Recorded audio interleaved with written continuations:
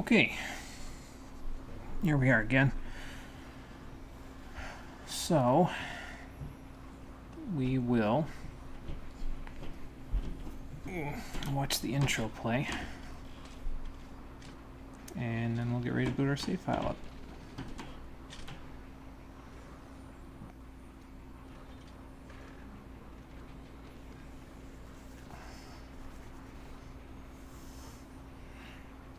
I don't know though, I look at the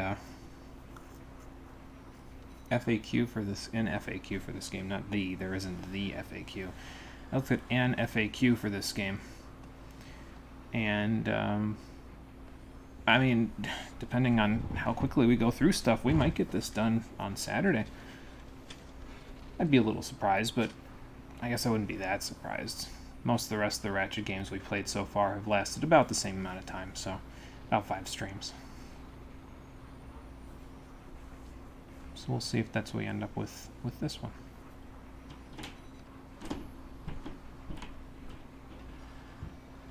Especially since we've done most of the side content now. Because we did all the hunting on Sargasso, we did all the arena challenges, so.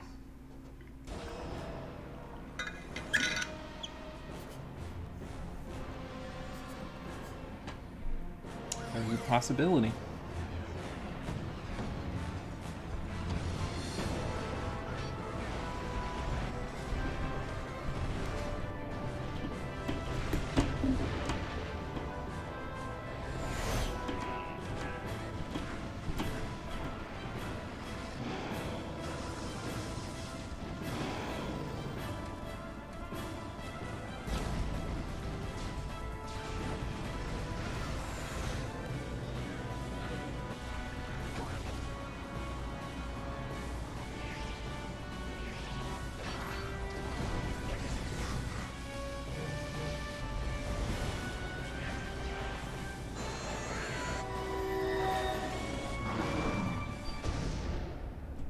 Hey Tandem, how's it going? Welcome to the stream. We are just about ready to load up our save file. I'll get it all ready to go. Which one did I... This one's the correct one, okay. Yeah, we're just about ready to get going. Just gonna wait a couple more minutes, a minute and a half, let people filter in if need be, and then we'll get going.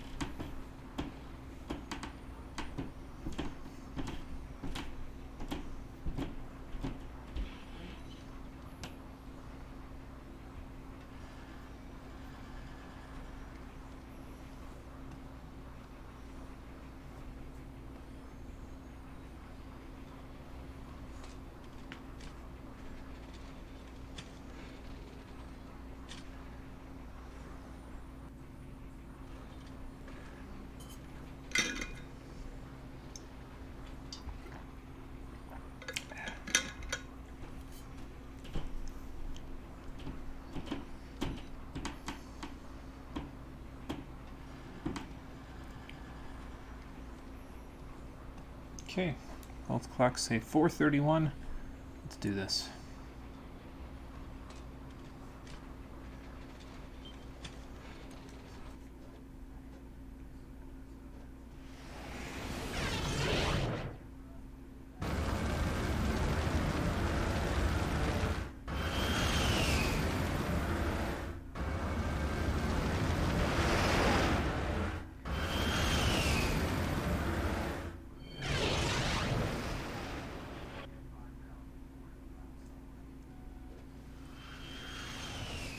You know, it feels a little strange to be done with the vast majority of the side content in a Ratchet and Clank game already. I mean, even in Deadlock, they kind of sprinkled a little bit of the side content throughout the game as you went. But in this game, once you get done with the second round of fights here, as far as I remember, it's basically just story stuff from here. And I mean, we've got like 8 planets to go before the end of the game, but we might get 5 of them done today because it's all just linear path story stuff. So But you'll have to excuse that. That's probably just my nostalgia for the classic trilogy talking, and for, possibly for Deadlocked, although I don't have nostalgia for Deadlocked. I just played it recently. Enjoyed it, but no nostalgia. Didn't play it when I was younger. How you doing, everybody? Welcome back to Tools of Destruction, the stream edition. Last time, we made our way to Sargasso en route to find the Lombax secret, and we found out that it was, in fact, a machine called the Dimensionator. And we don't have a location on that just yet, but we did find the equivalent of Space Google last time, the location of Space Google. And so we're going to go to the Iris supercomputer today in the Creeley Comet formation and see if we can find where the Dimensionator might be. Currently we've got 5 weapons, mostly leveled all the way up except for the Alpha Disruptor, which is already 3.5, and we just got it last stream, like pretty far into it if I remember correctly, like about an hour in. So we're doing pretty good, thankfully. We will have more opportunities to get more weapons because I think we're going to be buying like 3 weapons in the next 4 planets, if I recall correctly. It might be next 5, but we'll be rounding out our arsenal probably by the end of the day today, so we'll see what we can do. It does occur to me, though, that we just got a pirate holo disguise, so before we go to the Creeley Comet, we might want to go back to Ardolis and do that little pirate puzzle at the very end of the planet, just so we can get a little... I don't know if they give you the tutorial on it for the first puzzle you do, or if they do it for a specific area, but I figure we should go back here and take care of this, because it's probably one of the only side things besides the gold bolts that we haven't done so far. And, any other hollow plans that I haven't found just yet. I don't think we're going to be collecting all of those, though, to be honest. I don't particularly think we'll need whatever the hollow plans give us, and the gold bolts, yeah, it's just for skins. I really don't care. Maybe when I get the Map-O-Matic or whatever the equivalent is in the future series, I'll change my tune, but for now, I'm thinking, nah. But we'll see.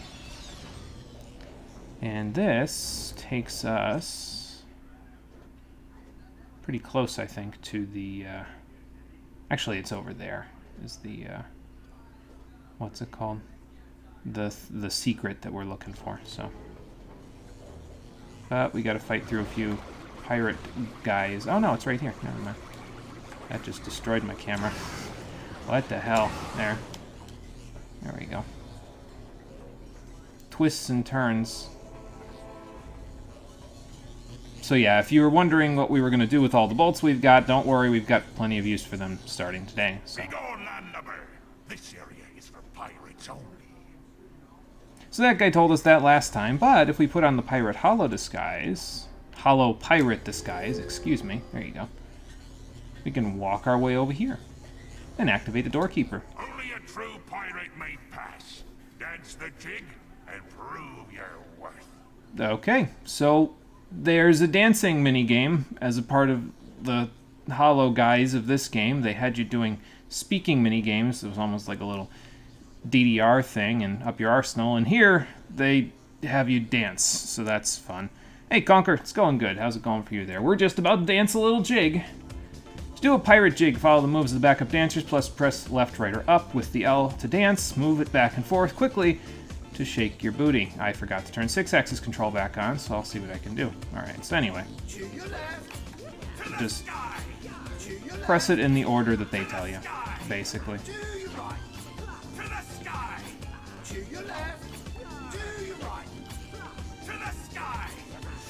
And they usually end it with you shaking your booty, which I usually do by rolling the stick, so. I'm glad you enjoyed the jig. Let's go grab our gold bolt. Yeah, you can even skip the gold bolt getting animation if you if you stay in hollow pirate disguise form.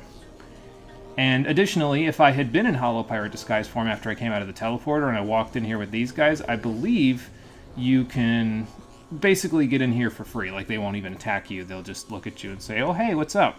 Basically. So, but I didn't do that because I wanted a little extra experience for the Alpha Disruptor, so. Alright, so that takes care of that. It was just for gold bolts, whatever. Let's grab this. Thank you. And now let's head off to the Creeley Comet. Once my ship loads. There we go. It's fine. It doesn't bug me. Alright, kind of sleepy at the moment. I get that, Conker. I'm kind of sleepy today, too. I had a little more chocolate than I usually do yesterday, and as it turns out, when you get older, having a little more chocolate than your usual intake makes you a lot more lethargic the next day. So, hey Lifeblood, how's it going? Welcome. That costume was the Hollow Pirate disguise that we won back in the Gladiator Arena in Planet Mewcow. Mewcow? Mewcow? I don't know. That place on the last episode. So we used it to go back to Ardola's for that pirate door that we passed up before, and we got a gold bolt out of it. Nothing too special, but it's fine. I figured, might as well go do it while I was thinking about it. Before we go to the Creeley Comet. The Iris supercomputer is the most ancient and powerful computer in the galaxy. Who created it and why have been long forgotten, but Iris continues to be used as a form of intergalactic encyclopedia and oracle. Some believe that the sheer computational power and massive storage of this supercomputer give it the eerie ability to predict future events. Distinctly possible. I'm not going to speak on that because I ain't no computer enthusiast, so let's just blast off and see if it can answer our question on where the Dimensionator is. Alright, Conker, see you in a little bit. Let's go get our little flyover shot of the Creeley Comet so I've got a thumbnail for this one. Or rather, we'll see what the vista looks like when I get there, and then I'll see if that'll make thumbnail.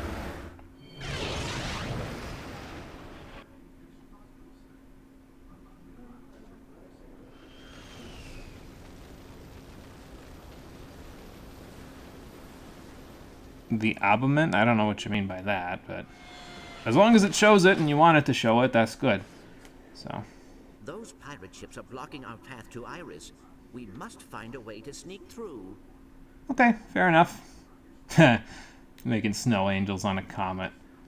Oh boy.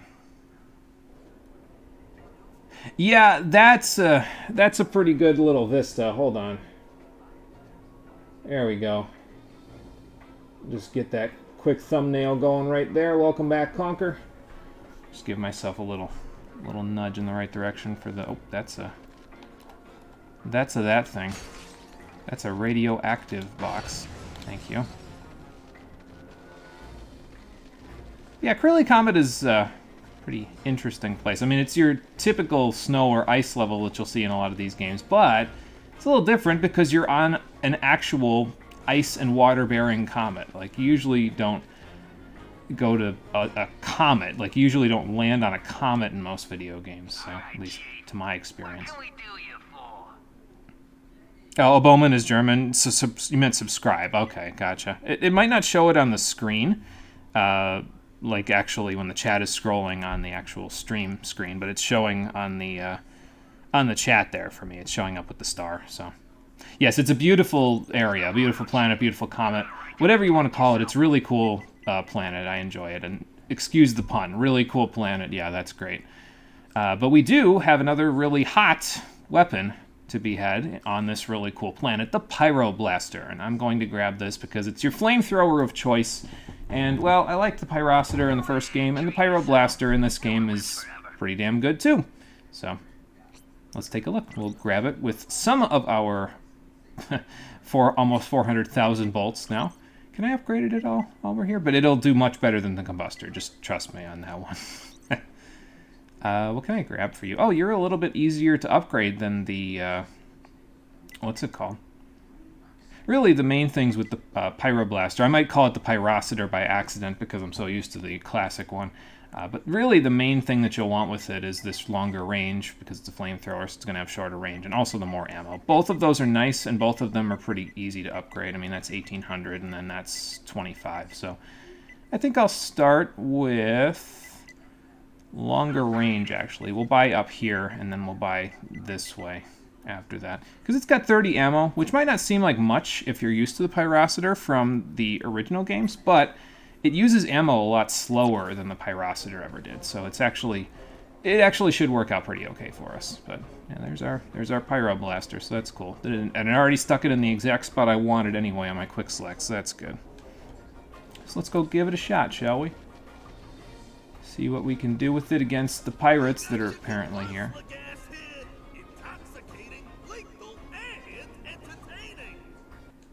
Uh-huh. Well, he was talking about the Confuzzler gas, but we already got some of that, so that's fine. Let's see. I might Alpha Disrupt to start with here. Open up, because... well, we got a bunch of pirates, so...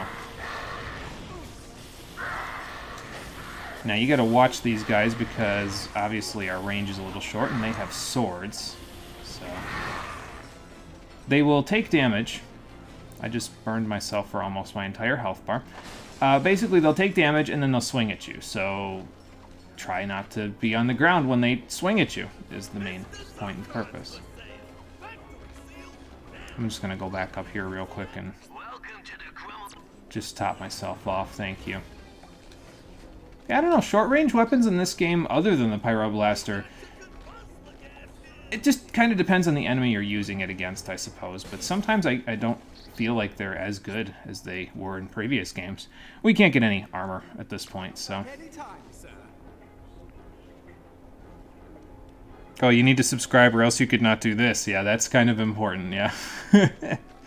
Call that short range. Well, I guess it's not that short range, but it's more short range than like the Alpha Disruptor or some of our other guns that we've gotten, so. And if you didn't get the Hollow Pirate disguise at this point, I don't know how you're here, because the game will not let you go here until you have it, but, well, you're going to need it for a few parts of the level, so. Only a true pirate may pass. Dance the jig and prove your worth. So I hope you enjoyed this dancing minigame. Yes, I know how to do it, thank you. To your right, to your left, to your right, to the sky. I don't know where those guys keep coming from, but whatever. Now, let me test something real quick. Can I do what I said? And just kind of wander past these guys. Move up the pirate ladder. We got no medical, no dental, no 401k. Meanwhile, the first mate receives employer paid benefits and stock options. It ain't right. Sounds like a pretty good deal. Hey guys! Yeah, so you can press the circle button with the Hollow Pirate disguise on to do a little yar, and then they'll yar back to you. So, and then you press square to get rid of it. So, yeah, that's how that works. But I think I'll just do this the normal way and blow them all up, or not blow them all up, as it turns out. There we go. The radioactive stuff behind them is pretty useful for that, though. Let's see. Okay, we're at 20. That's not too bad. Let's see if I can get this guy right away. Yep. And has that guy got a shield? No. Thought he did, but... And our first march against the Droffins is in a fortnight. If ye be interested, sign up at the meeting hall. Those of you with peg legs need not apply. well, that doesn't seem right. Why wouldn't you have an accessibility option for peg leg pirates? Come on, man. That's like standard unionized stuff. We're not in Solana anymore. Unions probably actually work around here somewhere. Oh boy. Yeah, we'll be good. We'll be good with the ammo we've got. I'll just, you know, keep using these guys. I guess I could use the Nano Swarmers as like a secondary to make it easier to kill them with the Pyroblaster. Minigame is very confusing. You don't see how it works. So they'll say left, right, or to the sky, and you press left, right, or up. And then, oh my god. Oh, he's on a turret. Okay. I could see this being a bit of a problem, yeah. There we go. Whoop. Never mind, he's dead. There we go. Kicked my ass first, though. Probably should have just shot these things. There we go.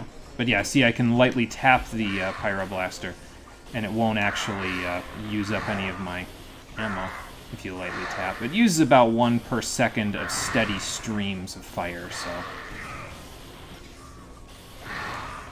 There we go. I guess as long as you can backpedal, it works pretty okay. I didn't get back hardly anything at all from that. You can use the turret, I guess, if you so choose. I don't see it being strictly necessary. Well, there's another vendor up there, but I don't know if that's... I don't know if I'll make it all the way up there. Yeah, the enemies here, they hit a little hard. It's okay, though. We'll be fine. Alright, let's see what we can do here.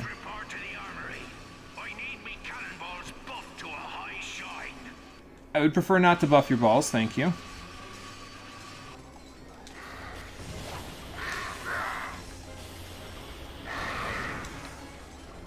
There we go. Oh, that's a pretty large explosion radius. Good lord. I think I'm going to need the Alpha Disruptor for this one. There's a little bit of range. And I don't have range when it comes to the Pyro Blaster, unfortunately. Let's see here. Let's go over here. That looks like another turret. How far away can I shoot him from? Well, if the camera would actually work with me here. Oh, okay. Probably wasn't working with me because, well... no, not that guy. Okay, fine. I didn't realize I was still charging up. This is going to be a bit of a problem. Okay, hang on. Let's just, get the Lightning Ravager out for ye old shield guys. It might take a few swings, but that's okay. See? We'll be fine. We won't be fine against that guy, though, because he's got quite a bit of firepower. And I do not necessarily have the ability, there we go, now I have the ability, to take care of his firepower. Because I'm dying! That's not what I was hoping for it to be. Oh, okay, because I had the Lightning Ravager out. Alpha Disruptor! Need your help. Camera! Good lord! I need you to work with me. How do you expect me to kill this guy? Thank you. The camera kept pulling down on me there, which definitely would not have done me any favors at all. He's just bolts, yeah. Okay. Oh, hello. Excuse me, gentlemen. Jesus Christ, the camera. Excuse me, gentlemen. Let me get my camera working properly first before I address your concerns. I am not HR, but I will do my best. That is a fake box. Sure is. That's an electrified dude. Okay, okay, okay. Am I still hitting him? I might be. Yes, I am. Good. I was going to say, yeah, when you're up against a thing like that, it doesn't hit them very well, but apparently it hits them pretty good like that if they're just kind of stuck up on that area. No pirate booty back there. How close are we to the vendor? Oh, we got to get across this whole entire ship first. Oh, this is going to go great. Yeah, punch a crystal and get a bunch of bolts. Yeah, it doesn't. Something don't look right there. Yeah, it's true. They are space pirates. I gotta make sure I get the distinction correct, so. Game started with an invasion from aliens, and now you fight pirates. Yes, it is just as strange as it sounds. Every game has this enemy. Nothing special. Oh, your arch nemesis, the camera. Yeah. Punch a crystal. Yeah, there you go. Don't see Ridley, so they can't be that dangerous. Oh, boy, I hope not. I don't want to deal with Ridley again. Although I haven't played a Metroid game for the stream just yet, so... Okay, so it's pointing me this way, but what if I go over here instead? Hold on. I know I want... Oh, I can't go anywhere because I'm blocked by invisible plot walls. Got it. Probably actually blocked by the afterburner of the ship, but, you know. Wonder if you could, like, quickly Hollow Pirate disguise here to get in. Probably. Like, if you do the patrol correctly here. Like, maybe if I go over here... Nah, see, because the one is walking a little faster than the other. Well, maybe now. Like this? Nope. Definitely not. Close, but no cigar. I don't know what's happening right now, but okay. Okay, okay, okay. Let me just go back over here. There we go. That'll work better. Let me just not fight the game real quick. Hold on, hang on, I got a better idea. How about we get the toxic swarmers out to augment my offense when I get up here, and then we'll go from there.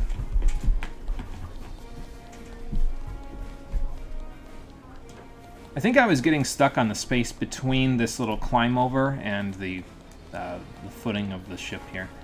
So, oh well.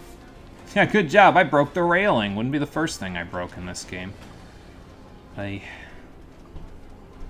Alright, so we'll do this, and we'll do that, and then we'll do this. And we'll just spin in a circle and die. That works. Broke the railing or broke the game? Good question. This is a good question. So, yeah, we don't get a checkpoint until we get to the next section, but we do get more raritanium, so now I can go upgrade more stuff. So this just has this thing left, and it's 2,000. Yeah, I'm not really all that concerned about it. Let's get more ammo. I know I was saying, oh yeah, I'll get these at first, but let's get more ammo. That'll probably help a little, because you get up to, I think you get 2 ammo per investment here, so that's not too bad. Railing or game? Yes. Your answer is correct. So yeah, I mean, we got 34 ammo on it now, so that's not too bad. I think, though, I'm going to use this and then this for now.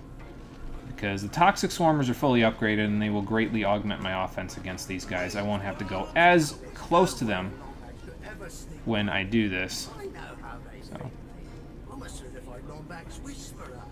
Just like that guy on the holiday program who can speak to the fossilites and such. Except I wonder if this scene didn't trigger the last time because I shot these guys with the Alpha Disruptor first. Out our new hollow pirate disguise. Yep, well, we would want to have it, but, well, I already completed the puzzle for this point, so I don't care. Yeah, see how much easier it is to take care of them with it. And you still get a little bit of experience for the Pyroblaster for taking care of them with the Swarmers, so. But much simpler. Let's blow that guy up at the very least. Yeah, I was going to say, I think the Swarmers are going to get this other guy. I need to stop blowing those up from short range. I need to blow them up from long range, because evidently they have a longer hitbox than I think that they do. We're doing a lot of spinning right round today, apparently. That's a turret. Oh, you know, you could just hide over here, I guess. That works pretty good. Okay, so let's let them come in. Get some swarmers out. Don't you dare take that turret. It is mine now. There we go. Don't need anything there. I'll take that, though. Apparently the Pyroblaster fuel is the same color as the Alpha Disruptor, which is a little weird, but that's okay. We also, you did see that correctly, we got 11 Pyroblaster fuel from 1 ammo box. That's why I'm not really too worried about this thing's ammo, because even if we have a light amount of ammo, you get back like a quarter of your ammo to a third of your ammo. Actually, I think it is actually just a third of your full ammo from each ammo box that you, ammo pickup that you get for the Pyroblaster, so I'm not really concerned about it. We'll be fine.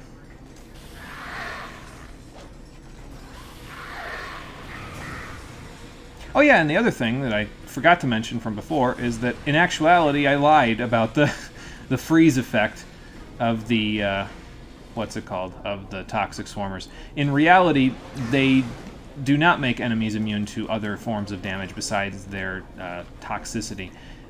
It just makes it so that the enemies are frozen and can't do anything to you, which is a much better effect.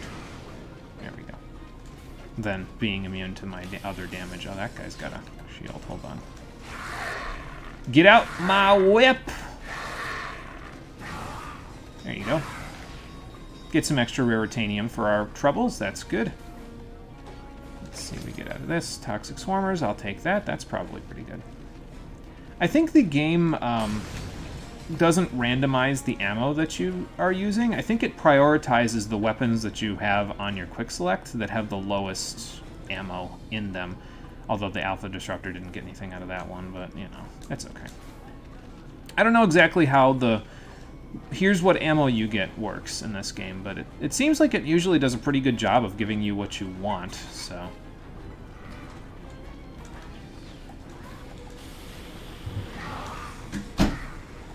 Yeah, see, even if you don't really get much of anything else out of this, you get the freeze effect out of the Toxic Swarmers, and that makes it much easier to take care of the rest of the enemy from there. Like that. Yeah, I could have sworn there should have been something back. Well, maybe it's just my, like, normal game design coming into effect there, but I would think there'd be something back there. Okay, we did a lot better this time. So. Yeah, pretty normal ammo drop function. Yeah, it'll give you what you want, basically. I guess what I'm saying is that it's like, usually you get the things that are that you're using a little bit more than the stuff that it's like, okay, I used this a little bit ago on the planet and then I put it away and I haven't used it since, but I don't know how to properly word that, evidently. I'm just gonna go up here. There we go. Let the swarmers do the work. You'll find that that'll probably happen a lot, actually, because the toxic swarmers are so damn good. I'll just be like, okay, I don't feel like dealing with this encounter. Let's just let the swarmers do the work. Also, you can't go over this Hollow Pirate Disguise tool because you're blocked by another invisible plot wall. I swear, those are getting worse and worse every planet we go to here. It's not exactly something outside of the ordinary, but, you know. You look like a pirate, but can you dance the jig like one? I don't know. Let's find out. You don't have to give me the prompt every time, game. To your left, Thank you. To the sky! to your left, To the sky! to your right. To the sky! There we go. I've seen many a jig, but that be the finest. Ye may pass. That is a lot of radioactive stuff. Let me just see if I can... Nope. Okay.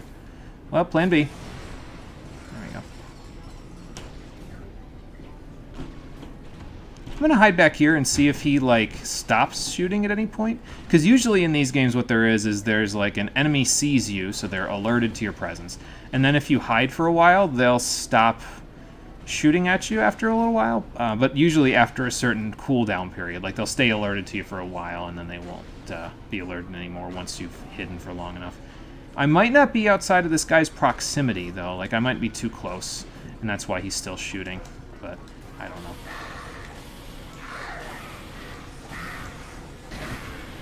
Basically, what I like to do, usually, is the toxic swarmers will highlight an enemy by freezing them.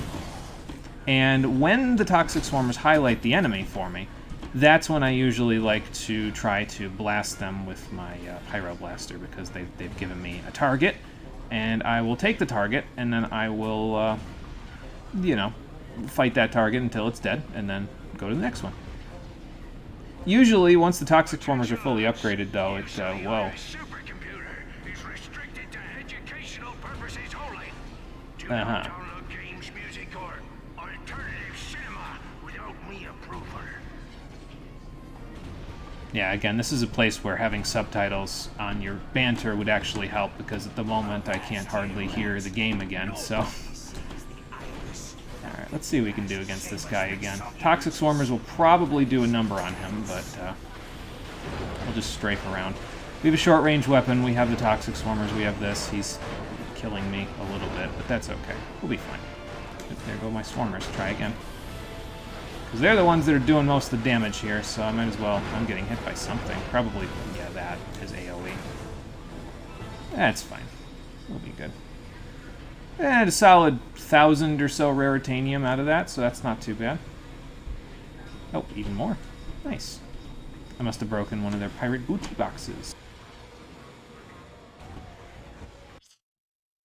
Alright, so we're almost to the vendor now, and then we'll, well, we'll keep going, because it's one big path, so...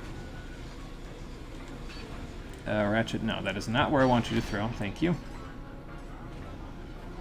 Yeah, I still don't know why the game keeps resetting my bolt count either. It's a mystery to everyone, including me. Well, I can go up here, but apparently that doesn't really lead to much, so... I was kind of hoping that would set off a chain reaction, but okay. I guess I'll just blow these up with the ammo that I have. So I got a teleporter, and I would assume that teleporter will take you back to your ship if you want to go do something else, so... I think I'm going to refill with the vendor, rather than refill with the nanotech thing, so then I can just come back here later and get the nanotech without going straight into the vendor. So, although I guess it doesn't matter because the vendor's not like not limited. So, Ooh, I see an opportunity. Let's do this, and then do this. There we go. How much are the power upgrades on this thing? 700? Okay, that's not too bad. So it's like 2,100, 1,000, and then 2,000. So that's 31, 41, 5,100, plus the exclusive upgrade, whatever that's all about. And then we'll be able to go from there. Cool. Let me just break that. That's there, but so I don't got to worry about it too much. Yeah, Disruptor Pyroblaster. Let's give that a shot and see what we... Oh, that's a lot of turrets. Or maybe just a turret.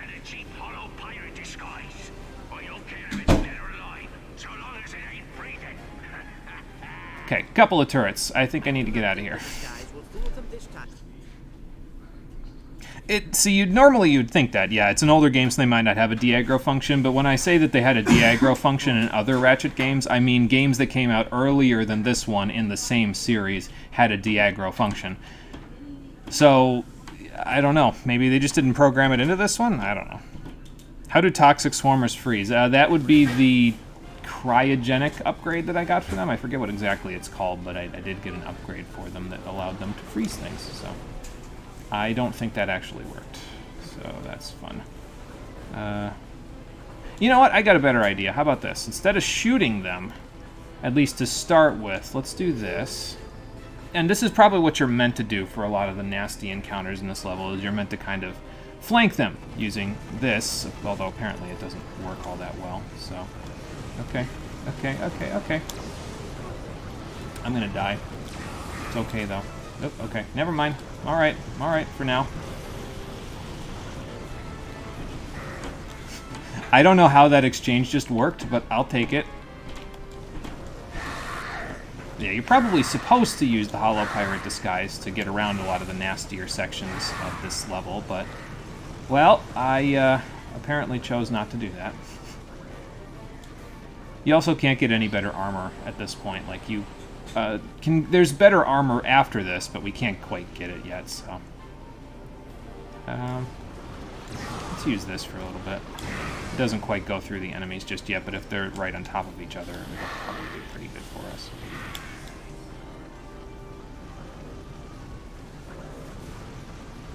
Now, how do I deal with you being right there? Maybe I can, like, whip him? And whip him again? No, that's not doing anything because the thing isn't working there. Perhaps this. Aha! I have found the secret. Just throw a bomb. Perfect. Hey, Rockin' Fun, how's it going? Welcome. It can be your audio background while you do dailies and all that stuff. Also, this planet is cool. Oh, it's absolutely cool. I love Clearly Comet. It's a great environment and stuff. But yeah, sounds good. Glad I can help you with the background noise while you're doing the other stuff. Is there anything over here? So far, this comet has been kicking my ass a little bit, but mostly because of the pirates, so that's fine. It's not really a big deal. We'll make do. Wait, okay, where is shooting me here? I got one there. And I got... Is that the same one? That's the same one. Okay. I'm gonna make a run for it. He's shooting ahead of me. He understands my patterns. Toxic swarmers, save me. It's not really gonna work, is it? Oh, never mind. There we go. Yeah, I get Alpha Disruptor out of that. That's not too bad. I gotta be careful, though. If I keep using the Toxic Swarmers, I'm not gonna get any experience running my other guns.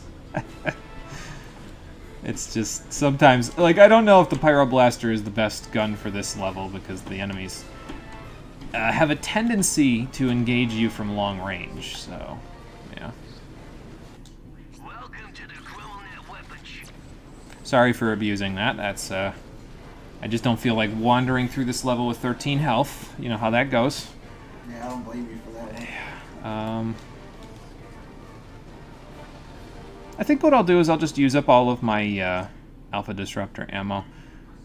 And then we'll, once it's out, then I'll go back to the Pyroblaster and stuff. Hey Marie, how's it going? Welcome. Really don't buy the overplay of the whole pirate stuff, but it's a fun stage. Enemies are really aggressive too. Yeah, it's fun to kind of try to get through with as little damage as possible. It's not easy either, but like I said, this game has some times where it can be a bit challenging by comparison to other Ratchet games, and I appreciate that out of it. I mean, I liked the most difficult, well, difficulty available when I first played Deadlocked, so I guess that's not too much of a shock. You're almost dead. This comet is kicking your ass. Oh, absolutely. Again, though, it's, I don't like to abuse it, but you can go back to the vendor and refill your health for free.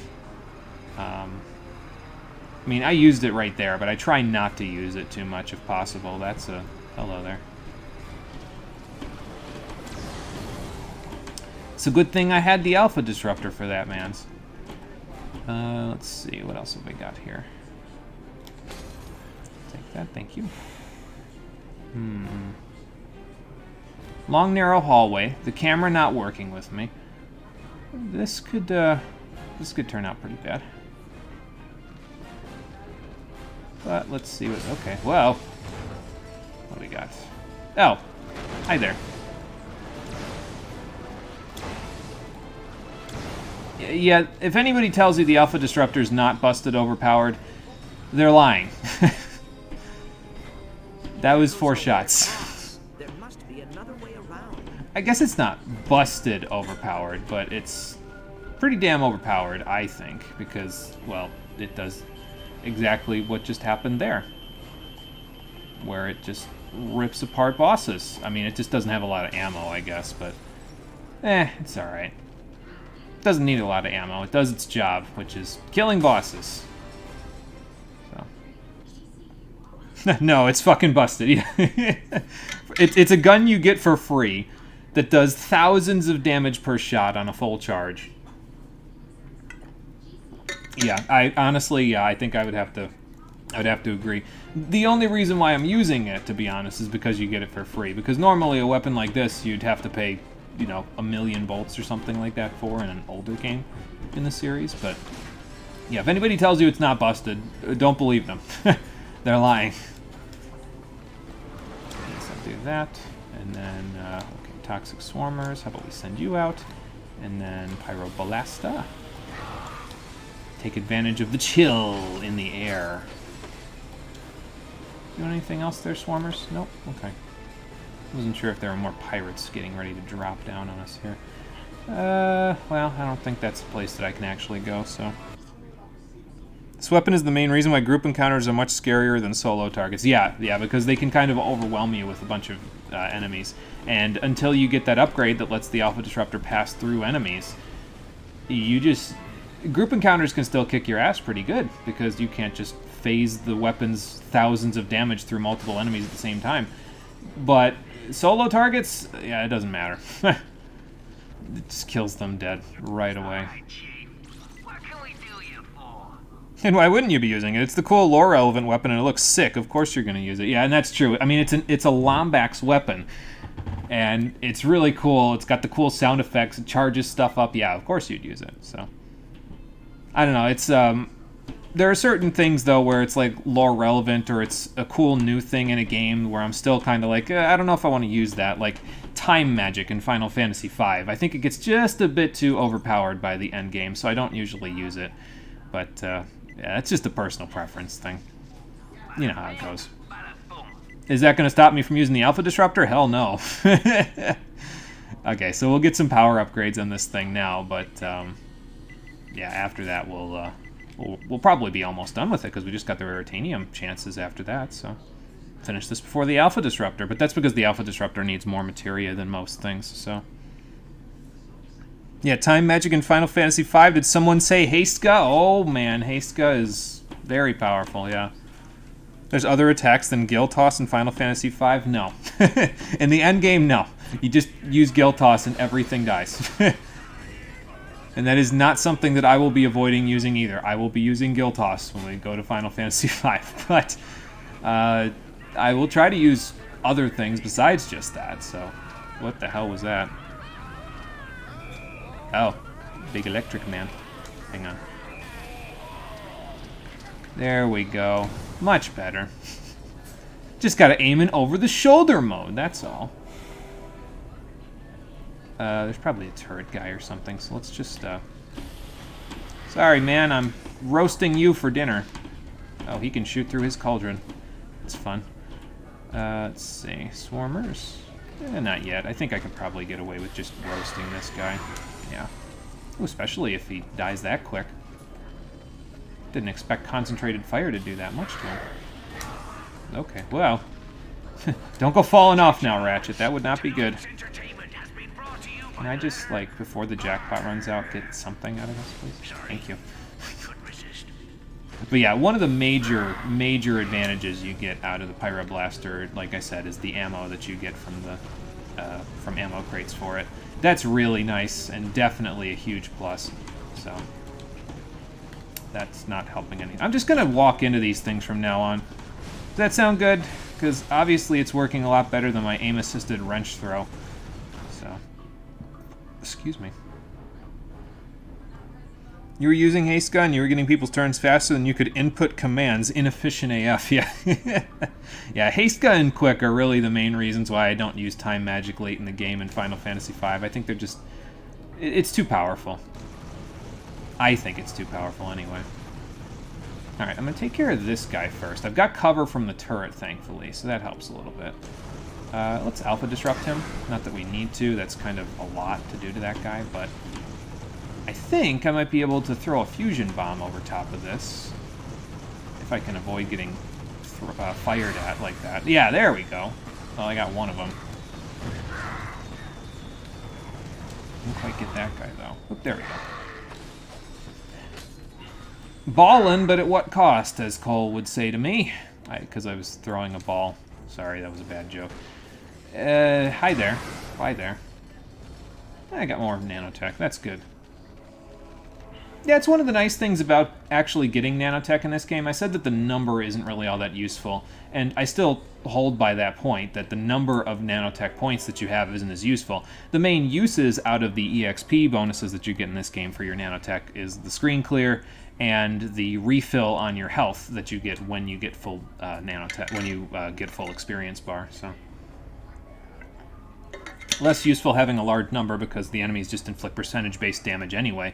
More useful being able to refill it as quickly as possible. Let's see. Well, I'm going to need the Hollow Pirate disguise in a second, so... Oh, you can press X and do the YAR as well. Alright, cool. I'm going to need this once we get down here. Open that bad boy up. No, I'll go get these first before I activate the Doorkeeper. Why not? That's not my disguise. There we go. Apparently this guy doesn't have very good peripheral vision. Ahoy, me hearty! Dance the jig and celebrate your... piracy. Alright, fair enough. Again, I don't need the prompt every time, game. To your left, To the sky! to your right, To the sky! to your left, To the sky! shake your booty, To the sky! To the sky! shake your booty. Nice. Tommy lad! No landlubber could match that. Are you sure about that? Because I don't know, this disguise is working pretty good. That's a whole lot of that, so I'm just going to blow that up before we go anywhere. Another boss. What do you do if I go over here? Make it a lot harder to get to you. Got it. Well, this will make for a little bit of a challenging fight. Not really, because I have this, but... Ooh, and it's V4! Even more damage. Yeah, it's going to hit 10,000 damage by the time we're done. Most likely. Wow. I can't tell if I got him. There we go. Camera, work with me. Camera don't have to work with me. It's the Alpha Disruptor. It just do what it won't. Alright, well, we made it to the Iris supercomputer after fighting through waves of those guys, but that's okay. We can keep using the Pyroblaster. I don't think we'll need it in here because we've made it to our objective, so... Alright, Google, tell me what I need to know about the Lombax secret. It appears to have been damaged by space pirates. Uh-oh. Perhaps I can repair its CPU. Okay. How do you plan on doing that? Oh, by sending Clank inside of the machine. Okay. Seems like a violation of privacy, but alright, fair enough. Okay, that's a lot of moving parts. But thankfully we have time dilation for that, so we'll do that. We'll make use of time dilation to get through these zappity zap zap rings. There we go. Hey, look, a Zoni. Hey, buddy. I would assume that the Zoni's cry when you have them follow you is dependent on how many there are, so that's why sometimes it sounds so loud, because you get multiple of them at the same time, so... Yeah, you really needed 400 more damage on that boy. On that bad boy. He needs it, yeah, for sure. Oh, it's something that... It's just overkill at this point, but I guess there's no kill like it. Ooh, okay. I thought I was far enough away to wait that one out, but apparently I was not. I could, and I probably should, levitate over to those guys, so... But yeah, so like watch when I have these guys follow. See, louder because there's more of them, so... Again, I can't get over where levitation is on Clank's selection here, because it's on the bottom, but you almost always have to move forward after using it. Like, just put it on triangle plus up. Come on now. Okay, so we can charge up these nodes by selecting charge up. Kind of like the enter command in those gateways in the classic trilogy. Except it takes longer. Thanks, buddies. Alright, off we go. Yeah, their little yay is pretty cute. I can't fault the Zoni for not having cute voices. That's pretty good. So, alright, I think I'm gonna need to levitate over there. You can probably jump some of these gaps, but I think Clank's jump got nerfed in this one, if I remember correctly, so... Now this one's gonna be really loud, so plug your ears for a second. See? There's even echo on it. No, that was just the other ones that were over in the other direction, listening to my commands. Go, go, go. There we go. Did you guys make it? Yep, they floated around it. Good. I'm not sure if I could have done that. Probably, but... Charge it up! Beam me up, Scotty. Yeah. See, there you go. Even louder than the last time. Alright, is that a solid platform? I wonder if I can get over to it. I mean, I don't see why not. I know where I'm supposed to go, but... Yeah, we can get over to it. Interesting.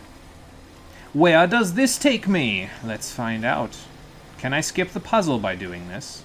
I don't know about that, but it might lead to a gold bolt. Congratulations! You've discovered a classified code used in an upcoming episode of Secret Agent Clank. Oh. Okay. What? I've never seen this before. Is it a skin? No, it can't be. There's a code, it said. Character concept art. Oh yeah, we unlocked a few things from all the skill points that we had there, so... Wait, I didn't see how to do it for long enough. Oh, it's in here. Okay. I didn't see what the code was. Hold on, I'm gonna go to my I'm gonna go to Google and find out. Ratchet and Clank Tools of Destruction. Secret Agent Clank code. Yeah, that was in there. I didn't know either, so... Let's see. You've unlocked the costume by using the next Secret Agent Clank with the code that is... left, left, right, up, down, down, X. Can I figure out where to enter this code? Yeah, that's a good question. Classified code used in an upcoming episode of Secret Agent Clank. It's a Zoni skin. Okay. Not sure how to put it on. You input the code in Secret Agent Clank. Oh. You've discovered a classified code used in an upcoming episode of Secret Agent Clank. So, if you have the game Secret Agent Clank, you can take that code from this game to use it in that. Okay. I see. That's what Google told me anyway, or rather that's what GameFAQs told me. Is that you can use it in Secret Agent Clank. How do I get back without dying? Oh, okay. That works. But yeah, apparently you can take that code into Secret Agent Clank and use it for that, so that's fun. I can probably... Yeah, I managed to fly over that, but I can probably levitate over most of this now. I'm just going to fight these guys in time dilation. It seems like it works a lot better. There we go. See? So you can, like, knock them off the ledge and stuff like that, so... Yu-Gi-Oh! Duelist of the Roses moment. Isn't the port of Secret Agent Clank heckin' garbage? I'm not 100% sure. I've never personally played Secret Agent Clank, so I can't really tell you one way or the other, but... I'm not sure if it's good or not. I'm surprised I haven't died multiple times here when I did that. Does that go anywhere, or is that just like a prop? I'm gonna go on top of it to find out. Oh, spy. That was a prop. That was nothing for me to actually do anything with. Okay. Am I back at the beginning of the section, really? There's no checkpoint game? Come on now. I mean, whatever. I'll make it back, but... I don't know. Seems like I could have gotten a better checkpoint than that. Hi there.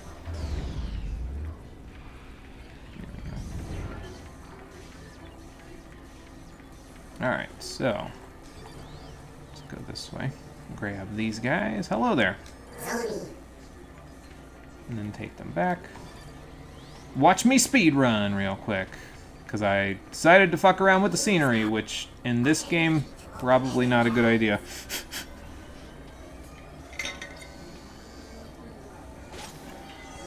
But yeah, Size Matters and Secret Agent Clank are the two games that are on the PSP for this series. And I have never played either one of them, unfortunately. So I couldn't tell you whether they're good, bad, or in between. So I don't know if we're ever going to play them, though, to be honest, for the stream. I just don't really have all that much interest in them, I guess. You can just go... As a matter of fact, you don't even need to levitate. You can just fly right over here. All right. Oh, you play both of them? Okay, gotcha. What'd you think of them? I'll never get tired of that. Alright, wait for it. Do that.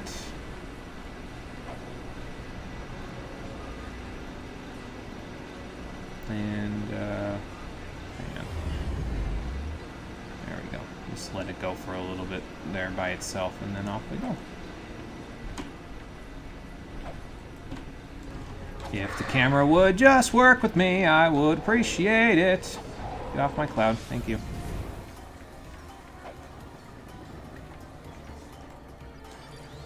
I'm just going to levitate to this because it's a little bit higher than normal, so I don't want to fall flat on my face again.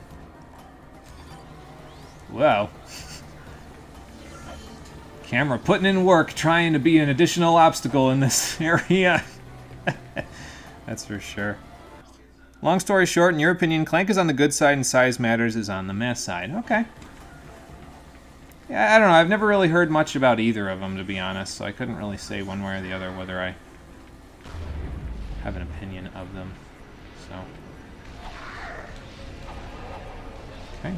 Well, the Zoni are putting in some work for me with their bombs.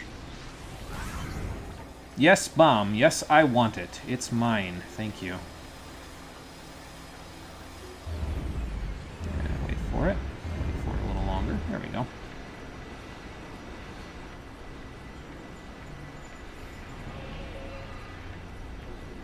I'm just going to stay in time dilation for no reason.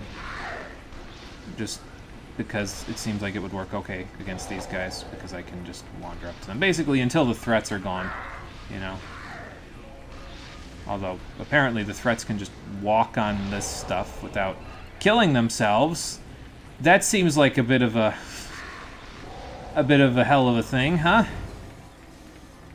I don't know if that's all good to go. I need to energize something. Oh, it's over here. Okay. I was in time dilation, evidently. I wasn't paying too much attention to these little ports here. I wonder if it stays open, like, for long enough, or if it'll close like those other gates. I don't know, but they're still saying yay, so that's probably a good thing. Alright, let's see here. Oh yeah, I guess the other good thing about the Zoni is that they'll teleport to you, which is nice, because the gadget bots before, they wouldn't teleport to you. They would have to walk back to your position from wherever they spawn at. So, it would always take a while to get them to reach you, because they, A fractured vector you know, shell. were... Perhaps there is a way to repair it. Oh, okay, I guess the Zoni are going to have to fix this, too. But yeah, they'd always have to walk to you, which took a while, but, now they just teleport to you, so it's not too bad. Now, I remember what the Zoni remind me of, the aliens and the grab machine in Toy Story. I mean, that's not entirely incorrect. They're just not green. Uh-oh. Wait, I know who that is. Well, that's probably not good. They're also the Monado, apparently. Because we're going to have to avert that fate.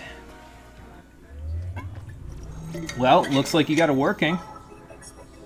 Oh, have you? What can you tell me about the Dimensionator?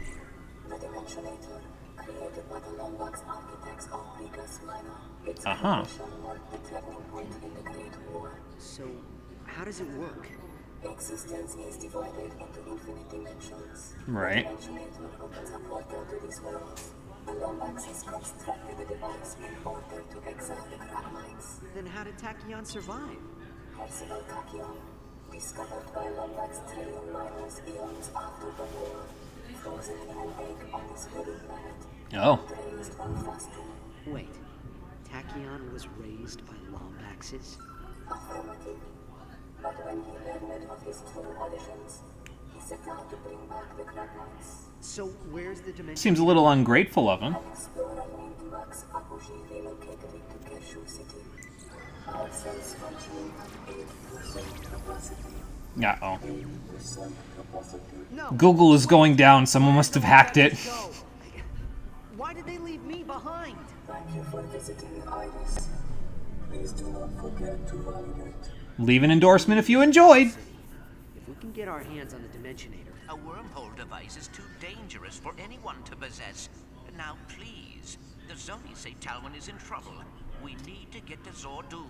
You know, Clank, just once, I wish you'd listen to your real friends instead of your imaginary ones. I mean, that's a little bit too far, Ratchet. I mean, Coordinates acquired for Zordoom Prison. apparently we're still going there, but maybe don't be such a dick about it. I mean, I think that I actually kind of like the little bit of conflict between Ratchet and Clank in this one because, I mean, Clank has always been fairly down-to-earth about everything. He's always been fairly like, okay, I'm the one being realistic here. You're the one that's got your head in the clouds all the time. And now he's talking to, as far as Ratchet is concerned, invisible robots that are telling him the future.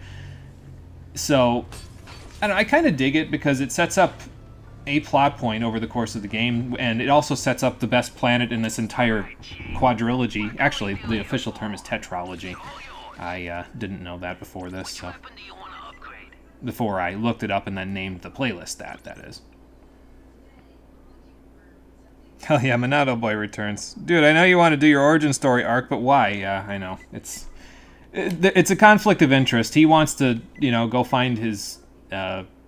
potentially his family, potentially, the rest of the people that he grew up with, or rather, he didn't grow up with them. He's the last of his kind as well, and he was exiled to Solana, so he wouldn't really know who they are or where they are, and I guess that would be important to him. It's never seemed important to him before, but, I mean, I don't know, whatever. Doesn't particularly matter. Let's get more damage on this thing. Okay, that's not too bad. Yeah, we'll wait to upgrade the Alpha Disruptor again until a little later. But yeah, I think that's it for the Creely Comet. Let's keep going, shall we? We really, like I said, don't have too much in the way of side content to do now. It's pretty much just planet to planet after this, and we gotta go to Planet Visceron, where Zordoom Prison is. So, as Percival Tachyon rose to power, Zordoom Prison quickly became the most feared location in the galaxy, more than Dread Zone. Anyone who opposed Tachyon or simply failed to show sufficiently gleeful obsequiousness, that's your SAT word of the day, was sent away to Zordoom for life. I don't even know if I said that right. There are no paroles or pardons from Zordoom. Any trip there, even as a visitor, is a guaranteed life sentence. So, again, Dread Zone. Although Dread Zone wasn't in this galaxy. It was just kind of out on the fringes of space, but, you know. Seriously, though, why isn't the ship talking about any of this stuff? Like, come on now. Come on, Aphelion. I need to hear your voice again. For once. Also, I think you can revisit Iris later. And the power is in, like, safe mode or something, and you can ask it a bunch of questions. But for now, we gotta go to Zordoom Prison, because apparently Talwyn is being held prisoner here. We heard it in a radio chatter thing while we were in the middle of Sargasso, where she was like, uh-oh, what's that? Apparently she got kidnapped and taken to this prison. Please understand. The Dimensionator must be destroyed. Why? Because your imaginary friends told you so? No, because it's a weapon of untold power and destruction No. that could rip a hole in the space-time continuum. Holographic schematics of Zordoom we asked for? No need for holographs, Ratchet. I happen to be a skilled schematic artist. Oh, no. Prestigious Kurwan Learning Annex. Not again. Here we go again. Yeah, remember these from Up Your Arsenal? They're back. Uh-huh. Den of devious desperados damaged by decades of, let's just say they're criminals. Fair enough. Fortified fortress of fear, our agent, codenamed Dead Meat, will make his way Oh my along God. the blind rail of certain death, traverse the walkway of tortured souls, and ascend the grav ramp into the mouth of the Jolly Jackal. Sounds like I'm descending into hell. From my townhouse of solitude, our agent will jump down the elevator shaft to the lair of eternal sorrow. It is here he will be confronted by an army of Tachyon troopers, a battalion of embattled bandits, and an entire school of zombie ninja panda bears. Why do they have those? May you die a glorious hero's death. Quark, seriously, man. Come on now. Yeah, what is this? Legends of the Hidden Temple? Oh, it's Quark being Quark again. He's right back to his way in Up Your Arsenal, which again, like Rock and Fun and I were saying before, it seems like they took pretty heavy inspiration from with this one. I still don't know if that's a good thing, though. Like, it seems like in some cases a lot of the games after Up Your Arsenal took inspiration from Up Your Arsenal, and it led the series in a different direction. I don't know if it's a bad direction. It's just not the same as it was before, and I don't want to say that's a bad thing, because I think that this duo is versatile enough to have multiple different adventures across different types of stories. It's just jarring, I guess, for it to happen so close to what happened with the previous games. Here's another weapon we're going to be using our bolts on, the Negotiator. It's the missile launcher of the game, and unlike the Alpha Disruptor, it has significantly more ammo, which is pretty nice, because now we have 2 boss-killing weapons, so let's grab it. Like I said, we'll be using a good chunk of our bolts now, and I think there's an armor upgrade coming up pretty soon, although we might not actually have enough bolts for it by the time we get it, so we'll see. Ooh, actually, before I do that, What can we do you for? what kind of raritanium are we talking for this thing? Oh, it's actually kind of a small raritanium thing. It's got AoE, 1500, 1400, 1000, 3000 for faster shooting. Okay, that's gonna suck, but we'll figure that out.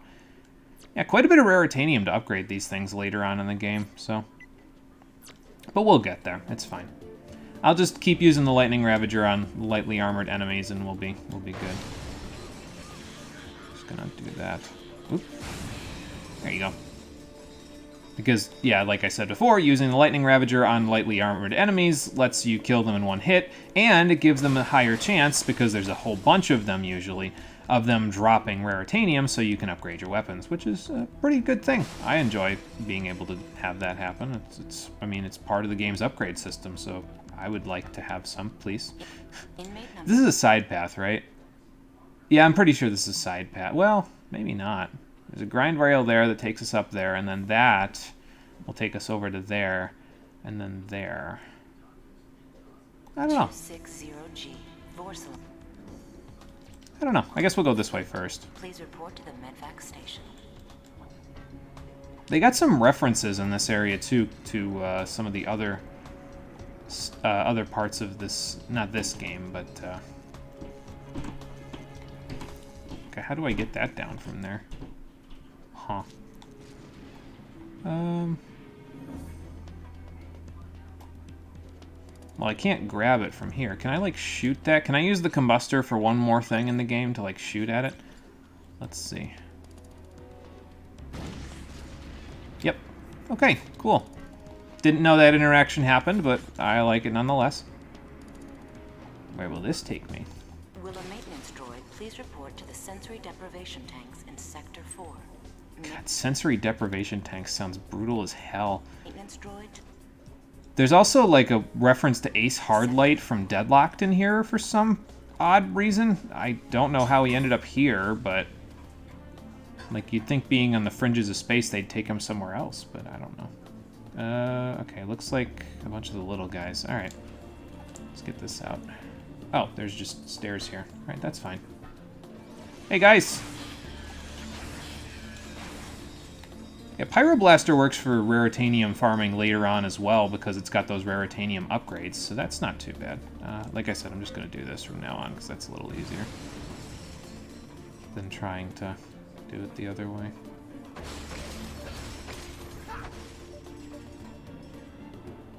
Oh, more. I missed some. Let's grab it. There we go. 42 from that one little chunk. That's great.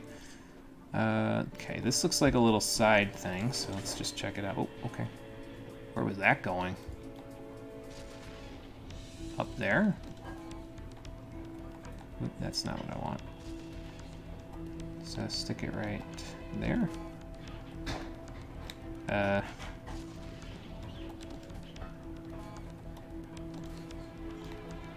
I hit this one? Thank you. There we go.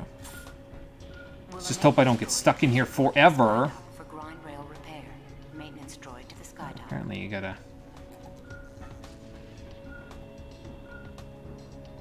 Oh, Maybe you gotta get, like, up there to get to the... whatever this is.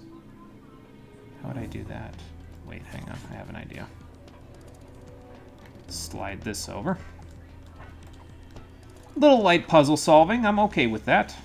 As long as this helipod sticks around for a hot minute. There we go. Must be a geolaser thing up here. Yep.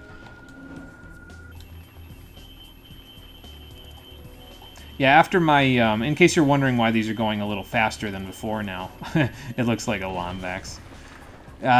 In case you're wondering why those are going a little faster than before, after my epic fails with the, ooh, the Visicopter. Routine ionization treatment until next Thursday. Please take appropriate safety measures. The game said, would you like to turn off 6-axis control after I was failing with the, was it the Trespasser? Something like that. On that one little side area in Mukau the last time. So, yeah, the Visicopter's another device, so let's go put that on our device quick select, so I forget about it and never use it again. But it behaves kind of like the Visibomb did in Ratchet & Clank 1. You can use it to fly around the level and kind of go look at where enemies are and shoot them from afar, so... It's an interesting idea. Again, I don't really use it all that much, but... Well, it's a thought. I'm glad they're thinking about that stuff. It's just that, you know, sometimes it seems like it's not exactly the most useful things that they're thinking of. Or again, if they are useful, it's mostly stuff that was useful before when it was a mod on a different weapon. So, I don't know. Maintenance droid to security outpost G. Maintenance droid to security outpost G.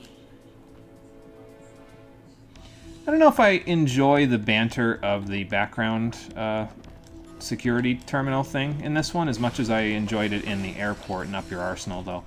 Because the airport in Up Your Arsenal, almost every time they said something, it was some kind of joke. Which, I don't know, I think I like. I mean, it makes sense for there to be just random banter of, here's normal stuff that happens in this place, but...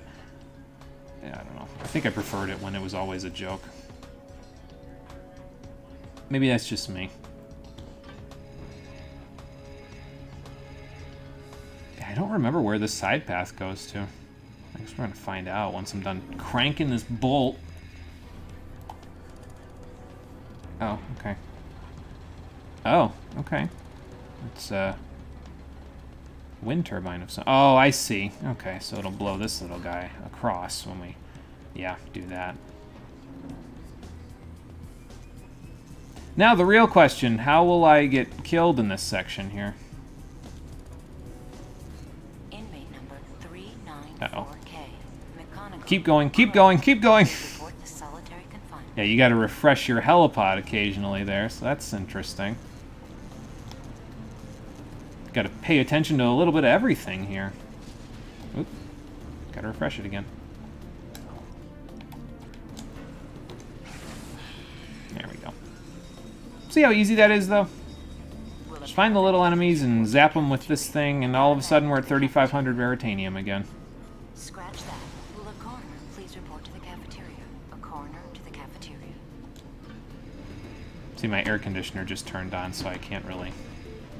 I didn't really even hear that subtitle. That's usually what happens, though, is like if I turn the game up so I can hear the stuff that's happening without subtitles, usually there's an echo that plays on in the background of the stream itself.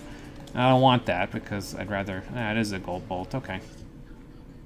I'd rather there not be an echo, but then sometimes I can't hear what's going on if there isn't... if I don't turn it up.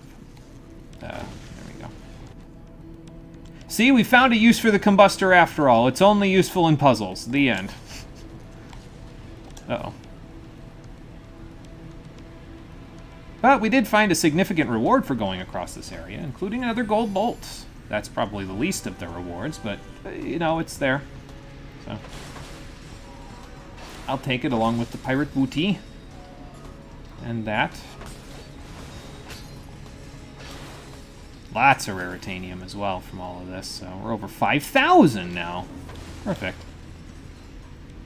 And I think that's it for this path. I think you can get to that path over there, but, well, I'm not too worried about it. We'll probably see it when we go back to the other area. Because that was the side path. The main path is over here. So, let's do some upgrading while we're here, too. Let's see here. I think I'll finish the Pyroblaster off first, which we should be able to do, like, right now, I think. If we have enough, so... We'll finish this off first before we start working on the rest of this. Or do I want to finish the Alpha Disruptor, finally? I think I could do that, and then I could keep going with this, and then we could work on the Negotiator after that. Let's do the Alpha Disruptor first, get this Transfluxor, finally.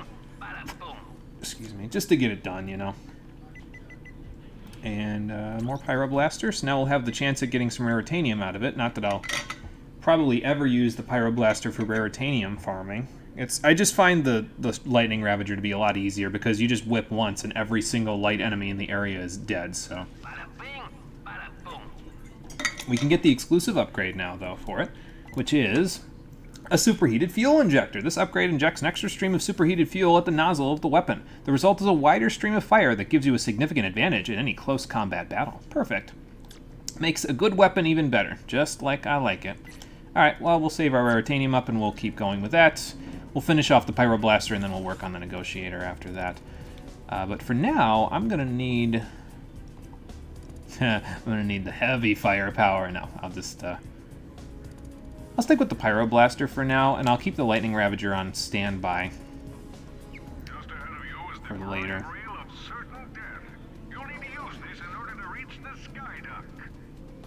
Yeah, I get that, but I'm more worried about the invisible enemies directly in front of me. Hello? Didn't expect that, did we? Yeah, it's another thing about some of the enemies in this game. Some of them will be invisible. And, well, you can kind of see their outlines, so... It depends on the area, though. Like, if the area is dark, here it's kind of light, so you can usually see their outlines. But if the area is dark, it's, the decryptor, that's what it's called. It's a little harder to see them, and that also plays into the best level in this entire tetralogy, in my personal opinion, but we'll get there. Alright, let's see, where are you going? Ah, so this one will split off. That won't, however, yeah, that one will fizzle out. As long as you still have one, it's fine. It's just, gotta make sure you settle on the one section here. And you could have gone either way to get this, but I'm gonna go this way.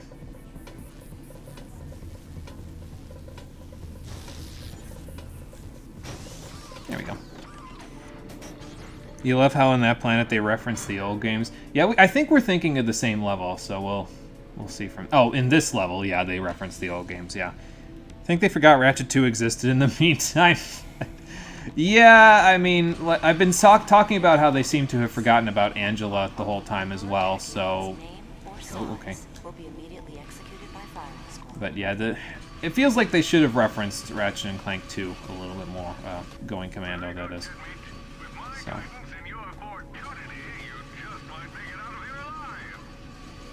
Well, it looks like they got a few shield generators of some kind over there, so we'll have to see what those do. We have just learned that your planet has been consumed in the beryllium supernova. Your sentences have been commuted, and you are free to wander the galaxy in search of a new place to live. Well, at least the swing shot seems pretty responsive right there. Inmate number 829. I mean, I guess I could have just equipped it before we started this, or just equipped it on the fly, but, you know. If the game's going to do it for me, then I guess I'll take it.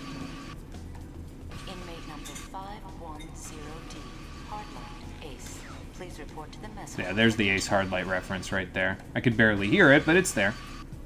Attention inmates. Anyone caught smuggling Romanet contraband into the prison will be forced to listen to Grabthorian folk music for 10 cycles. Must be pretty bad, whatever it is. Again, I didn't hear it, but... Will a maintenance droid please make you listen to it for 10 seconds. It's that big of a punishment. It must be pretty bad. Ow. You know, I probably could just be breaking these things with my wrench rather than just jumping over them the whole time, too. Okay, never mind. Bad idea. Not gonna do that again. Bad idea. Alright, here we are. Well, they got the spotlights from Dabo, I guess. Oh.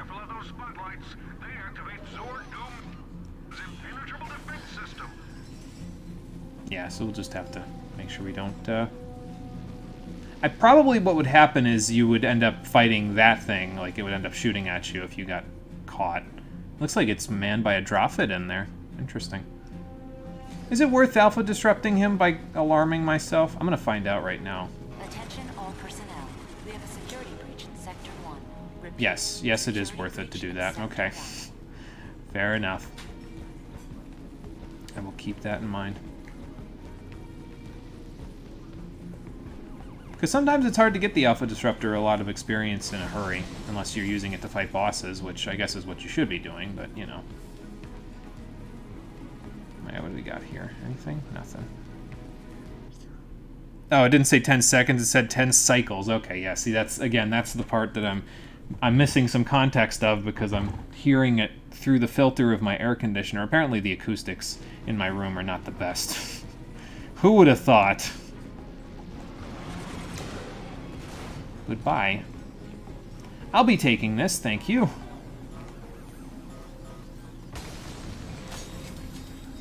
And even more Raritanium. Perfect. Got another, you know, almost 700 from that, so that's good.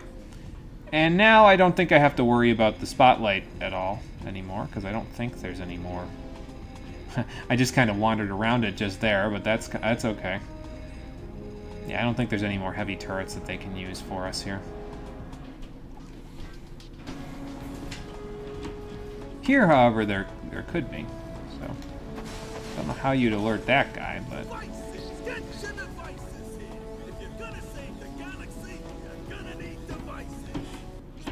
I don't know, man. That's... See, the problem with these guys is that they start to give me... The Devices guys, that is, specifically. They start to give me vibes of that guy in the 2016 remake that is always telling you that if you keep hoarding your bolts, it's not good for the economy and you should buy a Pixelizer, which is a weapon that's exclusive to the 2016 remake of the first game. And, I mean... Yeah, I guess that's fine, but you say it on every planet, man. Like, you... If I don't want a Pixelizer, I'm not going to buy a Pixelizer. You know? You don't gotta say it on every single planet. Which one's gonna alert here? Oh, that one. Okay, well. There we go. Do you alert now? No. Okay, well, I'll just hold my full charge then. Ow. Until I need it right about now. There we go. I'll take a little damage if it means I can, well, I thought I was going to be able to get away with murder there and refill my HP by, like, while I was up on the Magnaboot section, but I walked just a little too far forward.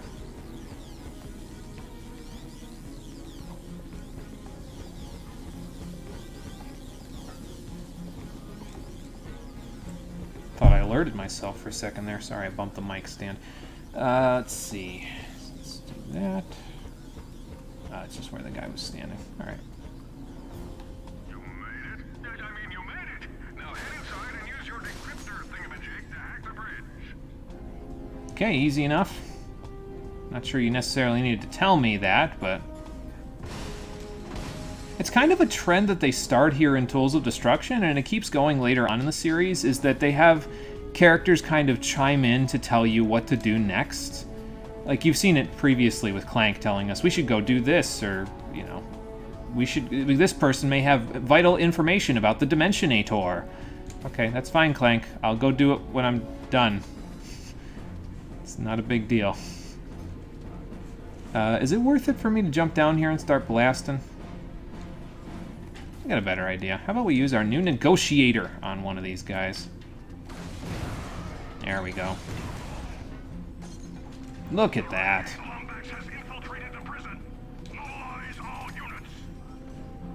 Well, they know we're here now. Alright, we can't miss this one. Yeah. We can, however, lag a little bit when that happens, but that was a lot of explosions, so I'm not really all that shocked. That's a mobile turret. How about we negotiate with him? Her? Them? I don't really know. I missed. Alpha Disruptor, help me out. Wow, he lived through an Alpha Disruptor round. That's impressive. I know it's a meme to accentuate how Ratchet is a big hero from the Super Mega Savior Lombax race, but I miss when we could just buy weapons from the weapons dealer that don't tell you how much of a hero you are. Yeah, it's that sort of, like, sardonic feeling that the older games gave you, where it's just kind of like, okay, you're buying them because in the universe it makes sense. Everybody, the economy kind of is it's not a war economy, but it encourages people to buy these crazy weapons from somewhat shady business dealings to, you know, it keeps the economy running in the whole galaxy. And in Megacorp's case, they do it because the whole place is commercialized to want that sort of stuff. And here it's just like, hey, here's your weapons, you can be a big hero and save the galaxy with your weapons, but it's like, I don't... That was never what this was about. It became about that after I did it, but it was mostly about blowing shit up, and then with a side effect of saving the galaxy. You know? I don't know. I miss it too, though. So I get what you mean, and I miss it too. That other guy got smart. He went behind the thing. Won't let me alpha disrupt him. Wow. It's a large map. Alright, let's see here. Looks like we're gonna have to go around the ring a bit here.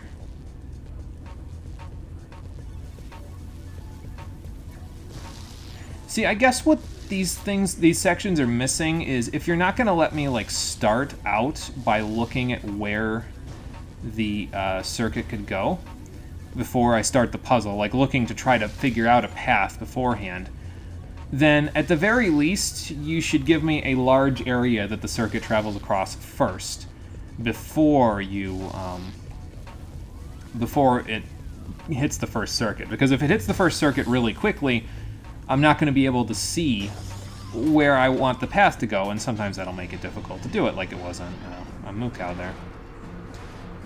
Oh, here he comes. There we go. Easy as that.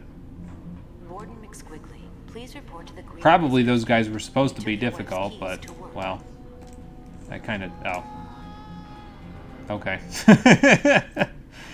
I was expecting there to be a platform there. Apparently I was wrong.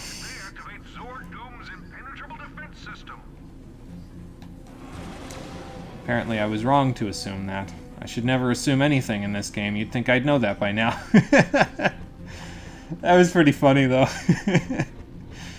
Just zip! Oh, I'm falling now. Okay, bye.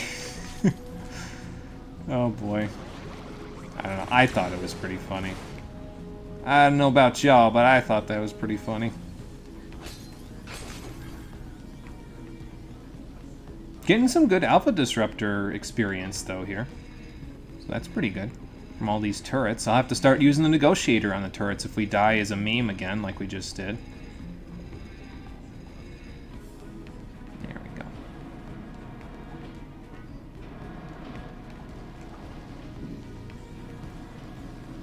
You'd laugh, but you're already working, so you didn't see it. Oh, that's okay. And Rockin' Fun's doing his own thing, too, so it's okay. No big deal. Basically, I jumped where I thought there would be a platform, and there was definitely no platform. So. Rockin' Fun's got me. He'll laugh for me. Good. Thanks, Rockin' Fun. Appreciate it. I don't mind laughing by myself. It's just more fun when there's friends, you know. Alright, so you're not going to shoot me first. You're going to shoot me first. Oops.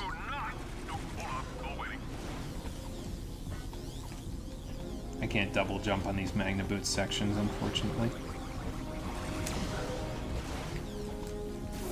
And that's going to lead to my downfall right there. That's okay. Just have to use this right here. Fix that.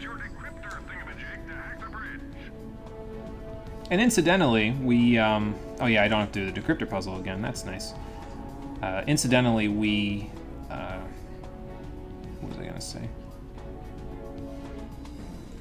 Are going to get enough bolts. That's what I was going to say. We're going to get enough bolts from doing this multiple times to be able to... okay, is he still there? No, he's dead. Good. We'll be able to get enough bolts from doing this to get the last weapon that I actually want from my quick select, because as you can see here, my quick select is almost maxed out. Excuse me, almost full of all 8 weapons that I want to use. So, I'm going to go up here just to potentially get more Raritanium. I don't need to fight those guys, but, well, they had a chance, so. Although this is a good vantage point for killing this guy, so I'll take it. Kind of makes me wish the multiplier that I have here was also for weapon experience, but, like, that seems like something that would make sense to do, but, well, I don't know. Whatever. Oh, we're almost maxed out on the, ye old Alpha Disruptor. I'm just going to need to get some ammo for it, but that's okay. We can do that later. Pyroblaster and Negotiator. How about that? We got a small one. We got a big one. We got 2 invisible dudes.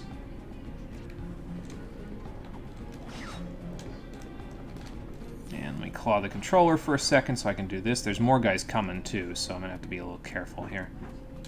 Let's start with the Pyroblaster. Get rid of this guy first. There we go. Wow.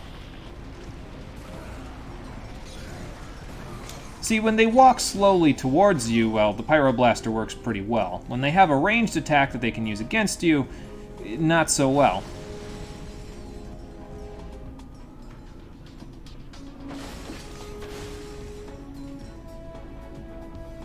Alright. Got a bunch of little dudes, and whatever that is. Some prisoners trying to escape? Apparently so. Some tentacle boys and gals. Up there, too. Whoa, hello. Negotiator time! Have a rocket, friend! I like the Negotiator in this game specifically. It feels really powerful to use by comparison to some of the other rocket launchers in the series. Like, this is way better than the Mega Rocket Cannon. And the Mega Rocket Cannon gets, like, what is it, like 4 rockets by the time you're done? So. Which one is that? The one from Going Commando, the... Oh, you mean... No, I'm talking about the one you have. The Negotiator. It was in All for One, too. So. Oh, I think I remember that, actually. Yeah, because I think we all used it in All for One at some point. God, the All for One playthrough is so old at this point. I know that is. Oh, man, that was like, what, 9 years ago at this point or something? Yeah. It's crazy. I don't think the Negotiator is going to be as good as the Rhino. Oh, no, it's not going to be as good as the Rhino, but... It's still really overpowered. Yeah. I think I see what I need to do here. Maybe. Yeah, maybe not. Because I can't get it this back one. This one is confusing me.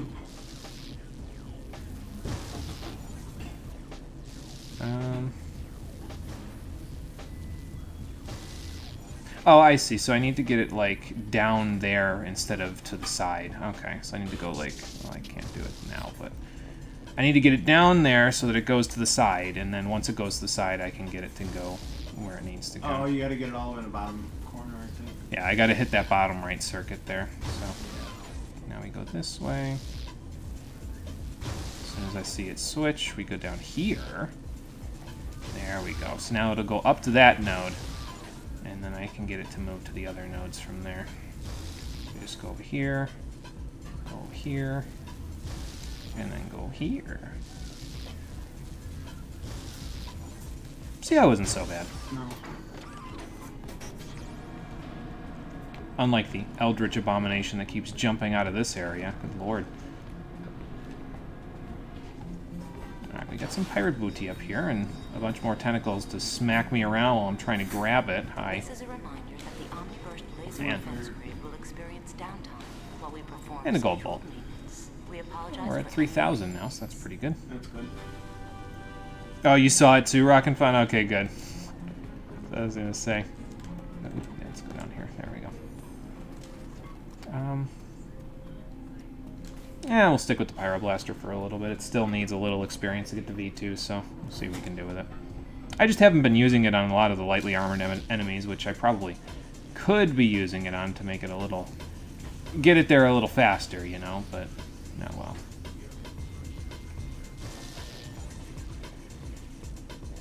This music on the decryptor reminds me of something, but I can't quite put my finger on what it is.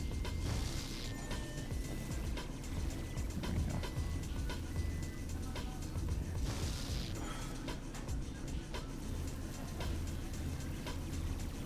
I'm trying to listen to it, sorry, that's why I'm being a little quieter. I can hear it. No, you know what it is? It reminds me kind of the beep that's in the background of the Purify Chamber in Pokemon XD, that's what it is.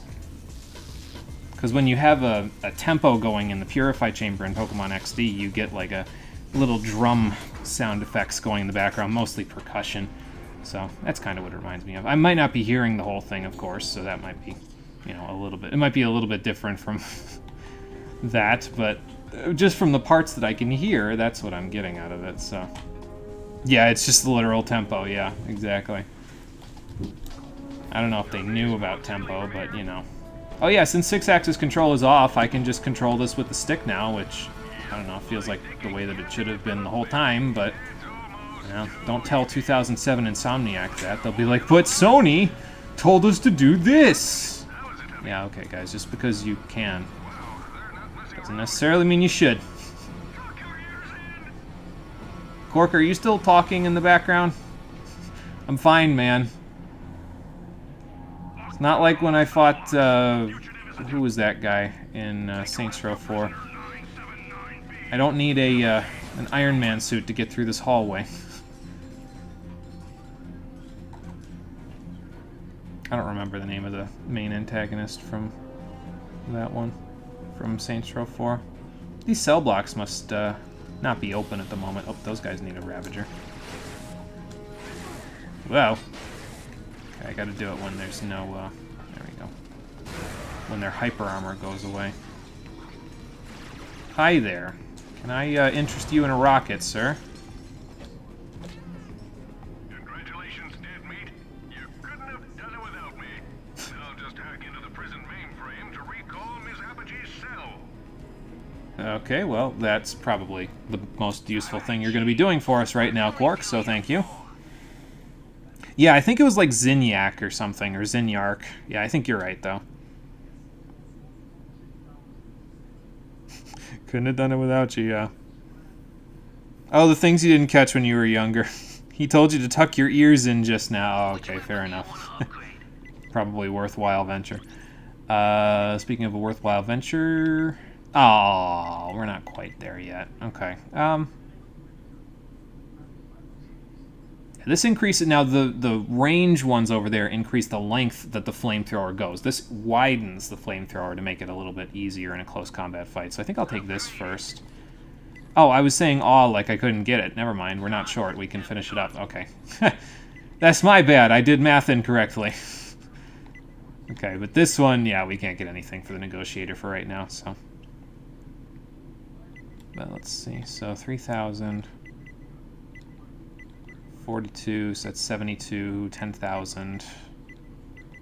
That's 14. So we're going to need like 14,000 Raritanium plus whatever the exclusive is to finish this one off. And then there's one more weapon that we're going to need Raritanium for. So that Lightning Ravager will still get some use out of us for the next few planets.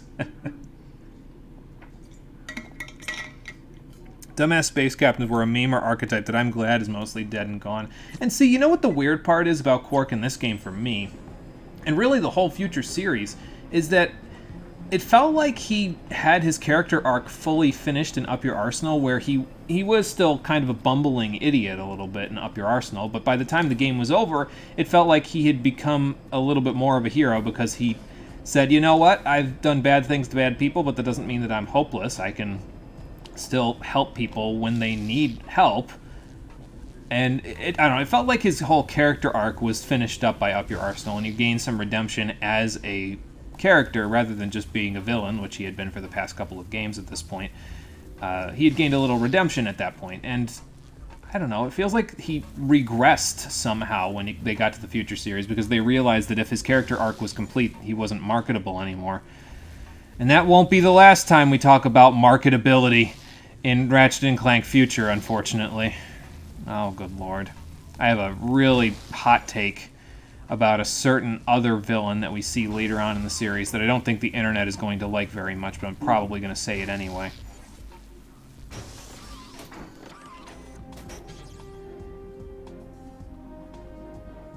Yeah, they basically did make it so the Negotiator needed almost all the upgrades to get its exclusive, yeah. Which is actually kind of nice. It feels more game designy. Makes the exclusive, you know, worthwhile. We did. Wait. How did you even know we were here? Good question. Clank, you want to explain? Never mind. I had visions from the nano drugs I took before we started the game. How about that? We gotta leave. Talwyn's coming with us. Jailbreak. Yeah, it complements the power of the weapon, yeah. You might have an idea, and you might share my opinion. Okay, well, at least I won't be alone in it if you do, so that'll be cool. If capitalism wasn't such a pain in the rear, marketability wouldn't effing matter. I know. And it would make my opinion much less of a necessity.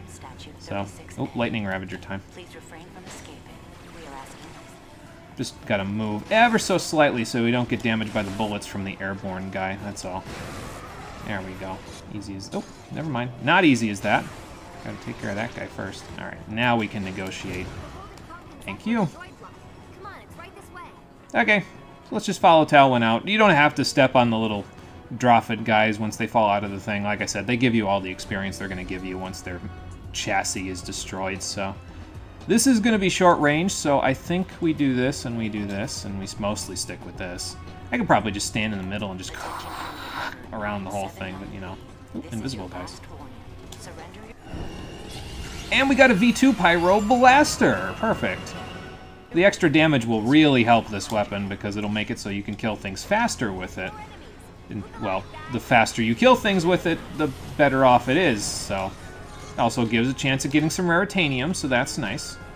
Won't be much, but it'll be a little bit.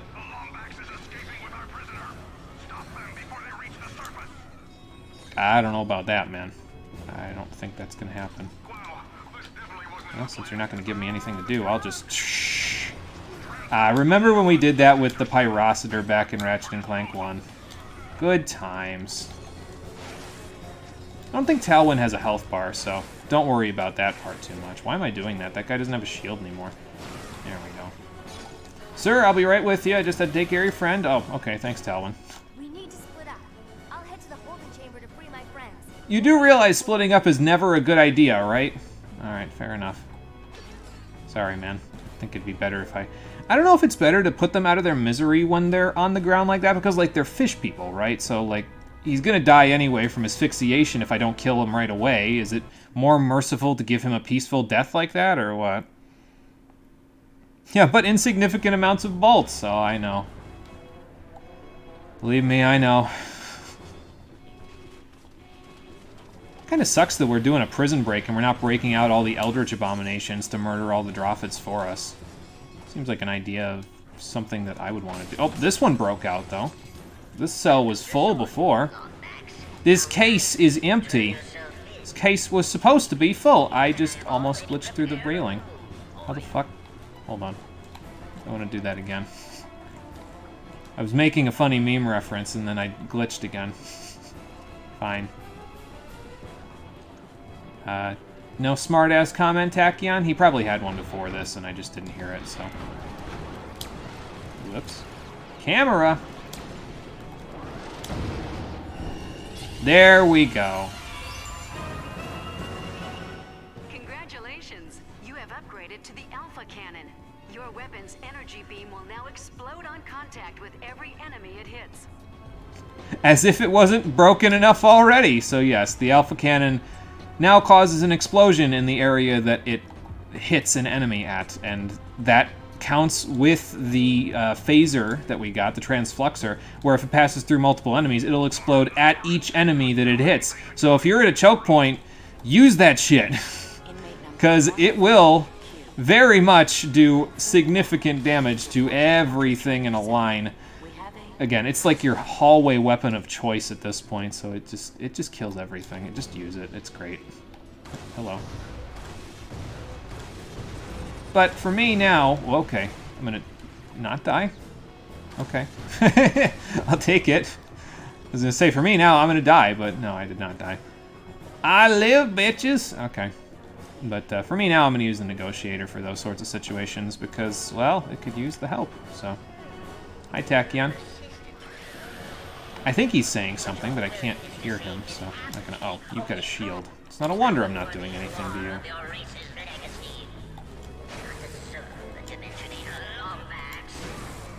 There are other ways that you can deal with shielded enemies other than the Lightning Ravager. It's just my favorite way because, again, you can get some Raritanium out of the matter if you do it that way. So here's the spot that I fell, by the way.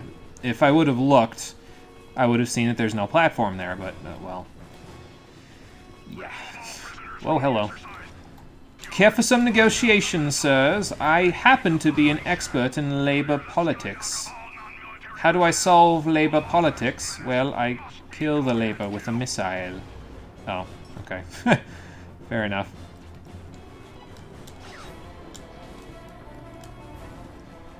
Alright, Lightning Ravager for those guys, but before that, let's take care of their friends first. Hey, that worked pretty good. Just do it while they're still in their hyper armor phase. Worked pretty good. Let's see. It's not, but sometimes you do need to divide your forces. Like, you need to cover as much ground as possible in any amount of time. Like now. I mean, yeah, I guess that's fair. Yeah, if you need to cover a bunch of ground and get the prisoners out and get this, cause a distraction so nobody, like, follows you, yeah, I guess it makes sense. Like says, I'm trying to learn to be a better tactician or strategist. Also, 10,000 attack. Yeah, we really did need that, that's for sure. Don't need to hear what Tachyon says anyway. He's probably talking shit in an annoying voice or something. Yeah, so his entire character? Yeah, exactly. I don't know. I'm not really a big fan of Tachyon as a villain, to be honest. He just... It feels like he gets overshadowed by the pirates until the very end of the game, and then he's not the real villain at that point. Like, at that point, there's a different villain, and it's more of an entity. We'll get to that, but I don't know. It always feels like Tachyon's the butt of a joke, and that causes him to be overshadowed as a villain by, like, everybody, so... Oh, more ammo sounds nice. I wonder how much it gives me. Probably like 1, 1, and 1, right? I would assume.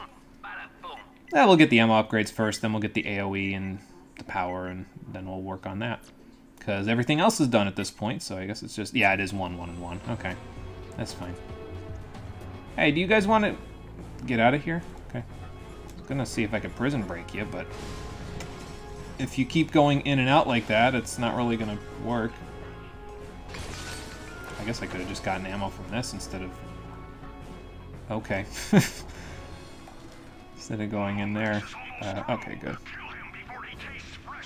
This whole villain was written to be underwhelming, and he sure delivers. Yeah, not exactly in the way... Well, actually, more than they expected him to deliver on his underwhelmingness.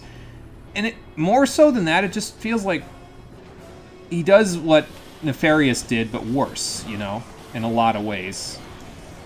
So, I don't know. it just seems like they could have done more with him, and they just didn't, you know? Like, he could have had some interesting parallels with Ratchet, and there could have been sort of like a... not a kinship between the two of them, but they could have at least understood one another, because they're both seared ahi. Okay, nice. I made some pan-fried fish. I don't know why I said that in a Western accent, but I did. Oh, Raritanium. But, yeah, I felt like they could have had some sort of like kinship, or at the very least parallels between him and Ratchet. But they never did anything with it. Like, I mean, I understand, you're the last of your race, but it wasn't right for you to... Like, they sort of hint at that sort of concept in the later parts when they have their little monologue before the final boss fight, but... Tachyon is completely unreceptive, and that is no shock to anyone at all. It's not even a spoiler if I tell you that, because, like, it's Tachyon. If he was receptive to anything at all, this game wouldn't exist. So... Kind of empathize with him, though. He learns he's not a Lombax, that the people who raised him are part of the race that banished his race to the fucking Shadow Realm, and he's trying to get vengeance for his people and trying to break them out of the Shadow Realm. Also, the Lombaxes were desperate enough to banish an entire race to another dimension. So what were the Cragmites capable of? Yeah. It's not so much his background to you.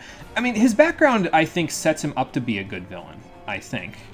It's just what he does with his background and his character that sort of get me. It's like, it just feels like he doesn't do much, considering how much he could be capable of, considering his background, I guess. Like, I understand the vengeance part, okay, that's fine, you know, like, it's actually kind of novel for the Ratchet & Clank series specifically, because a villain based on vengeance...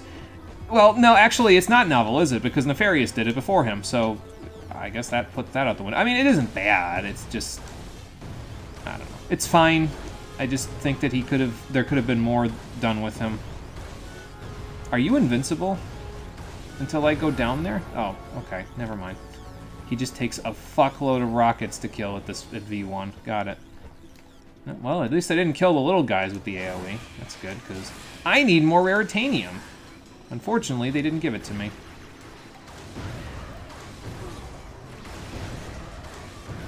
Yeah, I like the Negotiator. It's pretty good. Hang on. I didn't check to see if it was a platform first. Yeah, I like the Negotiator. It's pretty good. It's a pretty solid missile launcher. Does good damage all the way through. I mean, at this point, you have a V5 Alpha Cannon, so if you need damage, you have that, but that doesn't have a lot of ammo. If you need more damage than just what the Alpha Cannon can cause in big firefights like this, like if there's multiple enemies and stuff and you need more than one Alpha Cannon, then you got the Negotiator as a backup. So, it's pretty good. The combination of both should do us some good in boss fights from now on. We got another holoplan. That's cool. I mentioned before that I never finished up the holoplan in this game, right? Because I've never finished up the holoplan in this game, so I don't even know what it does. Oh boy. Oh, there's a taxi. And there goes another one of my missiles. That's not a... You can't fool me, game. That's not a platform. It looks like one, but it's not. It's more the delivery of the character. Kind of feel like the character has one joke. It's what you see in the very first interaction you get, and every single interaction with him is going to be that one joke. And yeah, I agree, and I also think it gets old super fast, yeah. Because it feels like there could have been more done with him. He could have had more of a kinship with Ratchet about the fact that they're both the last of their races. We can go to Planet Jacindu now, because I think Quark was telling us about it in the background while I was talking. It just feels like he could have been more complex than just, I am villain, oh, I'm the butt of a joke, oh, okay. Alright, so Talwyn and them are going to hide out for a little bit, and we're going to go do other stuff. That works. We got to go to Jacindu next, so that's where we're going to go. It's not like we see a ton of faces of him or discover new aspects of the characters. Literally, the only point where it gets slightly different is when he gets desperate when he's losing. And even then, it's still the same loop of overconfidence and trash-talking you in an annoying voice, then gets hit by something and looks silly. Aha. Yeah, exactly. Yep, that's his character. I mean, I understand they brought in new writers for these ones, but it feels like such a backstep in some ways. Like, again, it feels like in some ways this game goes forward in the way that you would logically expect a game of a next-gen Ratchet game to go. And then in some ways, it just feels like they step backward in the realm of writing, which seems strange because I'm pretty sure the original Ratchet & Clank was not written by a professional writer. I'm pretty sure it was written by a bunch of developers who just thought it would be cool. And then they get professional writers in here, and it just backsteps. Like, what? Point of his background is very true, but at this point I feel like the writing of the game can't really handle this kind of character. Final Fantasy 14. Yeah, I'm right there with you, Marie. I'm right there with you. Planet Jacindu. Kirchu City is the capital, the Kirchu domain. The Kirchu are fiercely hostile to any form of trespass on their planets. They're also, everyone's allergic to them. But such transgressions are rare, as all life forms in the galaxy are allergic to their species. Hey, there we go. The GrummelNet Intergalactic Travel Guide puts Kirchu City above Zordoom Prison and the Sulfur Mines of Praxis 6. I'm gonna kill Praxis on its list of worst vacation spots in the universe. Why would you ever want a vacation here? But okay, fair enough. Let's go to Kirchu City and see if we can find the Dimensionator. So we can give it to Talwyn and all them. Well, not give it to them, but then we can all figure out what we can do to dismantle the damn thing. Unless Ratchet decides he doesn't want to. Oh, the Verdigris Black Hole. That must be on the way. No, another Star Fox level. Uh-oh, I can't pause. Never mind, I can pause. Stepped away about an hour ago, was listening in the background, now you need to leave. Alright, Conker, take it easy. We'll see you on the next one. Ahoy there, Lumbox. I see you're setting course for Kirchu City.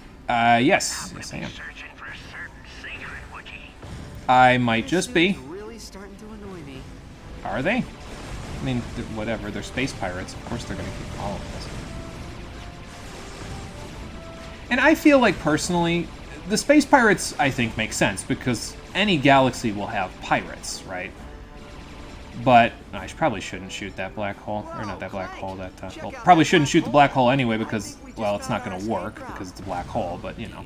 Nope. Why must we always choose between certain death and probable death? What was I saying? Yeah, I mean, pirates work in most cases here because it's a galaxy, so any galaxy is going to have pirates. But they kind of like... There's a specific reason why these pirates are always chasing after us. Again, even if we're their main supplier of Leviathan souls.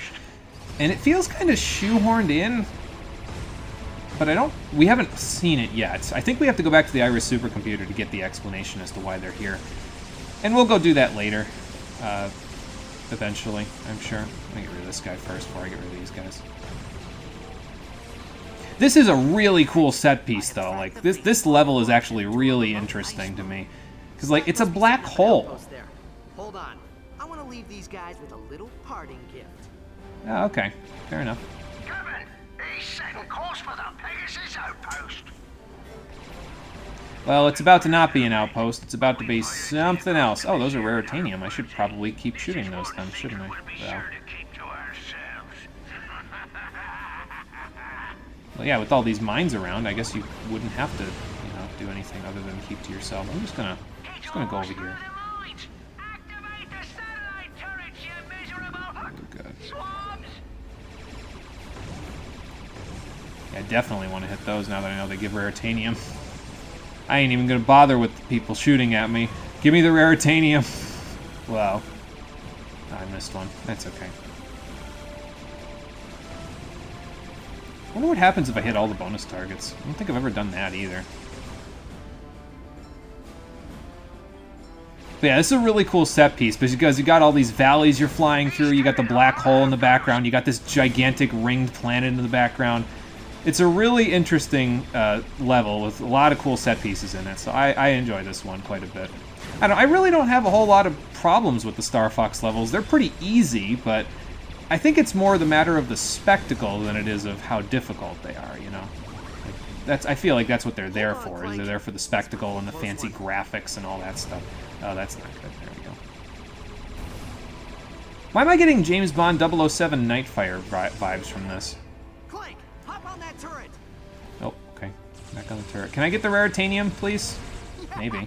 That was so worth it. Oh, I see. Come on, Clank, let's get out of here. We blew them up. Okay, cool. Well, we blew up their outpost, so that's good. Shoot the core, Clank! Sorry, I didn't make the reference in time. Okay, anyway. It might just be because I enjoyed the gummy ship missions in Kingdom Hearts so much that I just... These are fine, you know what I mean? Like, I never really had a problem with these because I like the gummy ship missions. You don't get to build a ship in this one, but Fellion's a cool ship anyway, so I don't think I need to build it. Again, I just wish she got more screen time. She's only there for the loading screens, basically.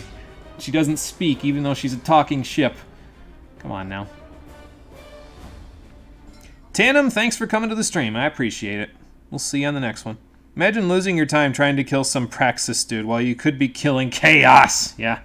I think we're thinking of a different thing, but yeah.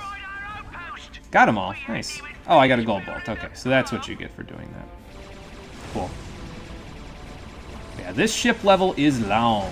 It's longer than the other ones as far as I'm aware, so... Okay, okay, okay. We're getting a little out of hand here. Hi there. Let me just... Okay. I'm being targeted. Nice. I guess I shot the core there, too. Fair enough. You guys really shouldn't be flying that close to the event horizon. Just saying. That's not going to end well for anyone involved, including you.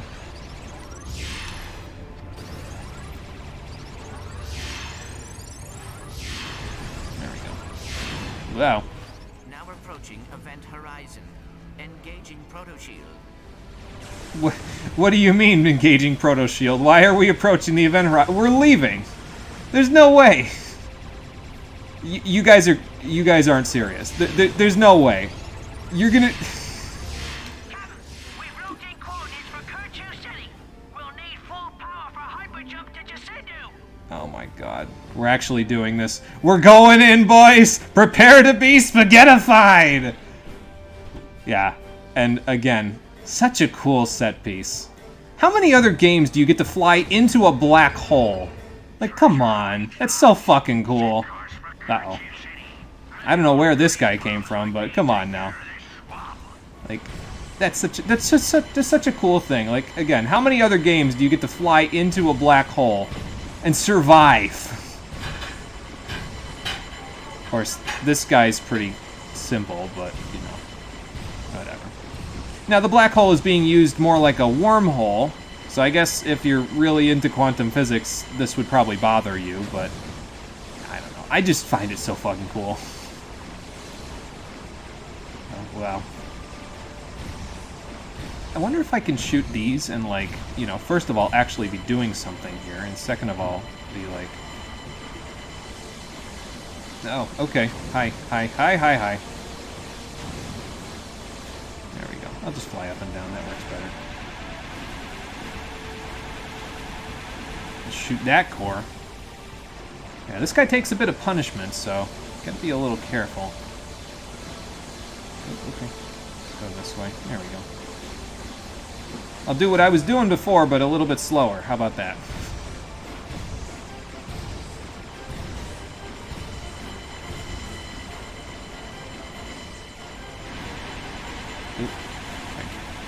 I don't know if that's actually a weak point, though, down there. I would assume it is, because it's big and glowing, but it doesn't mean that it is, so...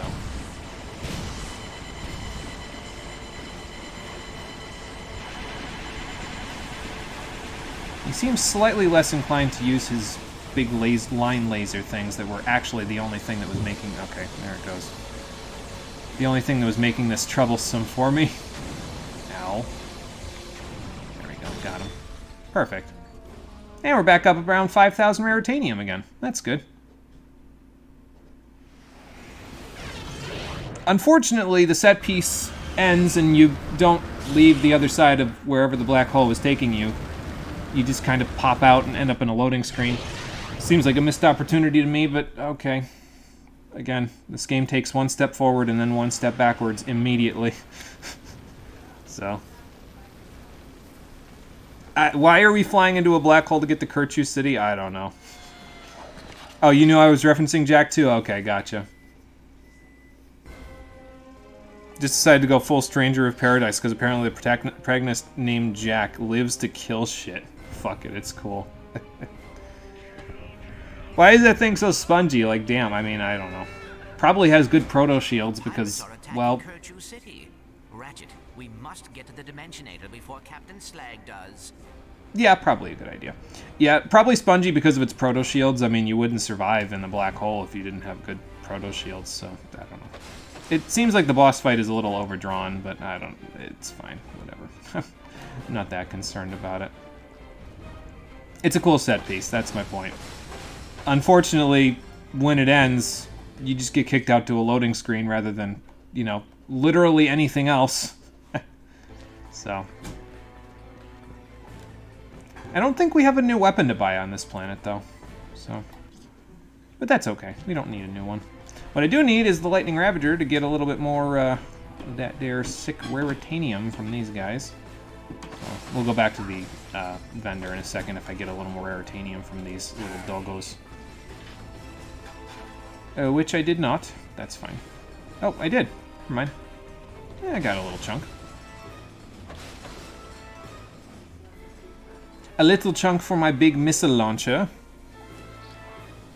Wait. How did this woman's father get here and bring the Dimensionator with him? I don't think they ever explained that one. I mean, I guess he had a ship that could survive a black hole, but you would think that ships wouldn't have evolved to be able to do that for a while. I don't know. Oh, we get a new weapon on this planet, though. I'm not going to buy it, but it's there. The Razor Claws. And if melee in this game didn't feel so unsatisfying to use, I might use it. It's actually better if you use it in conjunction with a different weapon. Again, the combo system that I was talking about before. But this is essentially an upgrade to your wrench. And what it does is it starts out with yellow blades, and the more that you use them without getting hit, the more damage they'll deal. They cap out after you've used them for a certain amount of time to hit a certain number of enemies. It's like after you hit about 5 enemies, they'll max out and they'll be red blades, and they do significant damage. But I'm not a big fan of them, mostly because melee in this game feels not so good at all to me. I'd rather just stand back and blast them with stuff, and if I'm going to be in melee range anyway, well, I might as well use the Toxic Swarmers or the Pyro Blaster. At least that's how I feel. So. That smells like a plot hole! Electro Claw things from Infamous 1, the only thing that made melee bearable. Yeah, it's kind of that, yeah. And I think that used in conjunction with the other weapon that I was talking about, which we don't have access to just yet, the Razor Claws are a useful weapon. It's just, you have to wait to use them until, I think, like, not the next planet, but the planet after that, if I remember correctly, before you can even start using them in conjunction with another weapon, but we'll figure that out later, it's fine. Let's upgrade the Negotiator, shall we? There we go. We got the maxed out ammo now. I can't buy the upgraded rate of fire. I might as well buy this because it's off in a corner by itself, so... And then we can just buy up this whole way and see what the exclusive is from there. Excuse me. Yeah, the thing is, we had a certain melee weapon in Deadlocked. It was called the Scorpion Flail, and it was the best. It was the best melee weapon in this entire series, no cap. I've seen what Cole has used it for when we played Deadlock Co-op. That thing trashed everything. So all other melee weapons just feel inferior to it from now on. My pain is tenfold. Yeah, I remember that. Oh my god. The Scorpion and Leviathan Flail was atrocious. Oh my god. Where'd the Raritanium go? I mean, I'm getting it now, but it flew off into space first. I must go, my people need me. Oh man. Yeah, it would wreck shit, and it was great. The end, exactly. Yeah, and again, it makes a lot of the other melee weapons after this, which I think there's like 1 per game.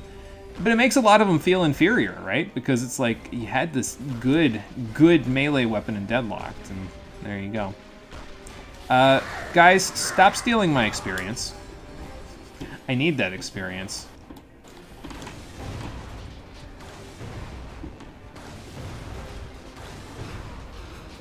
There we go.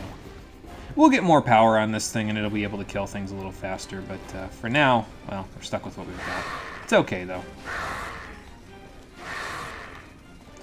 You'll notice the Lightning Ravager will take more and more uses to KO these enemies eventually, if I can get back to the ground. There we go.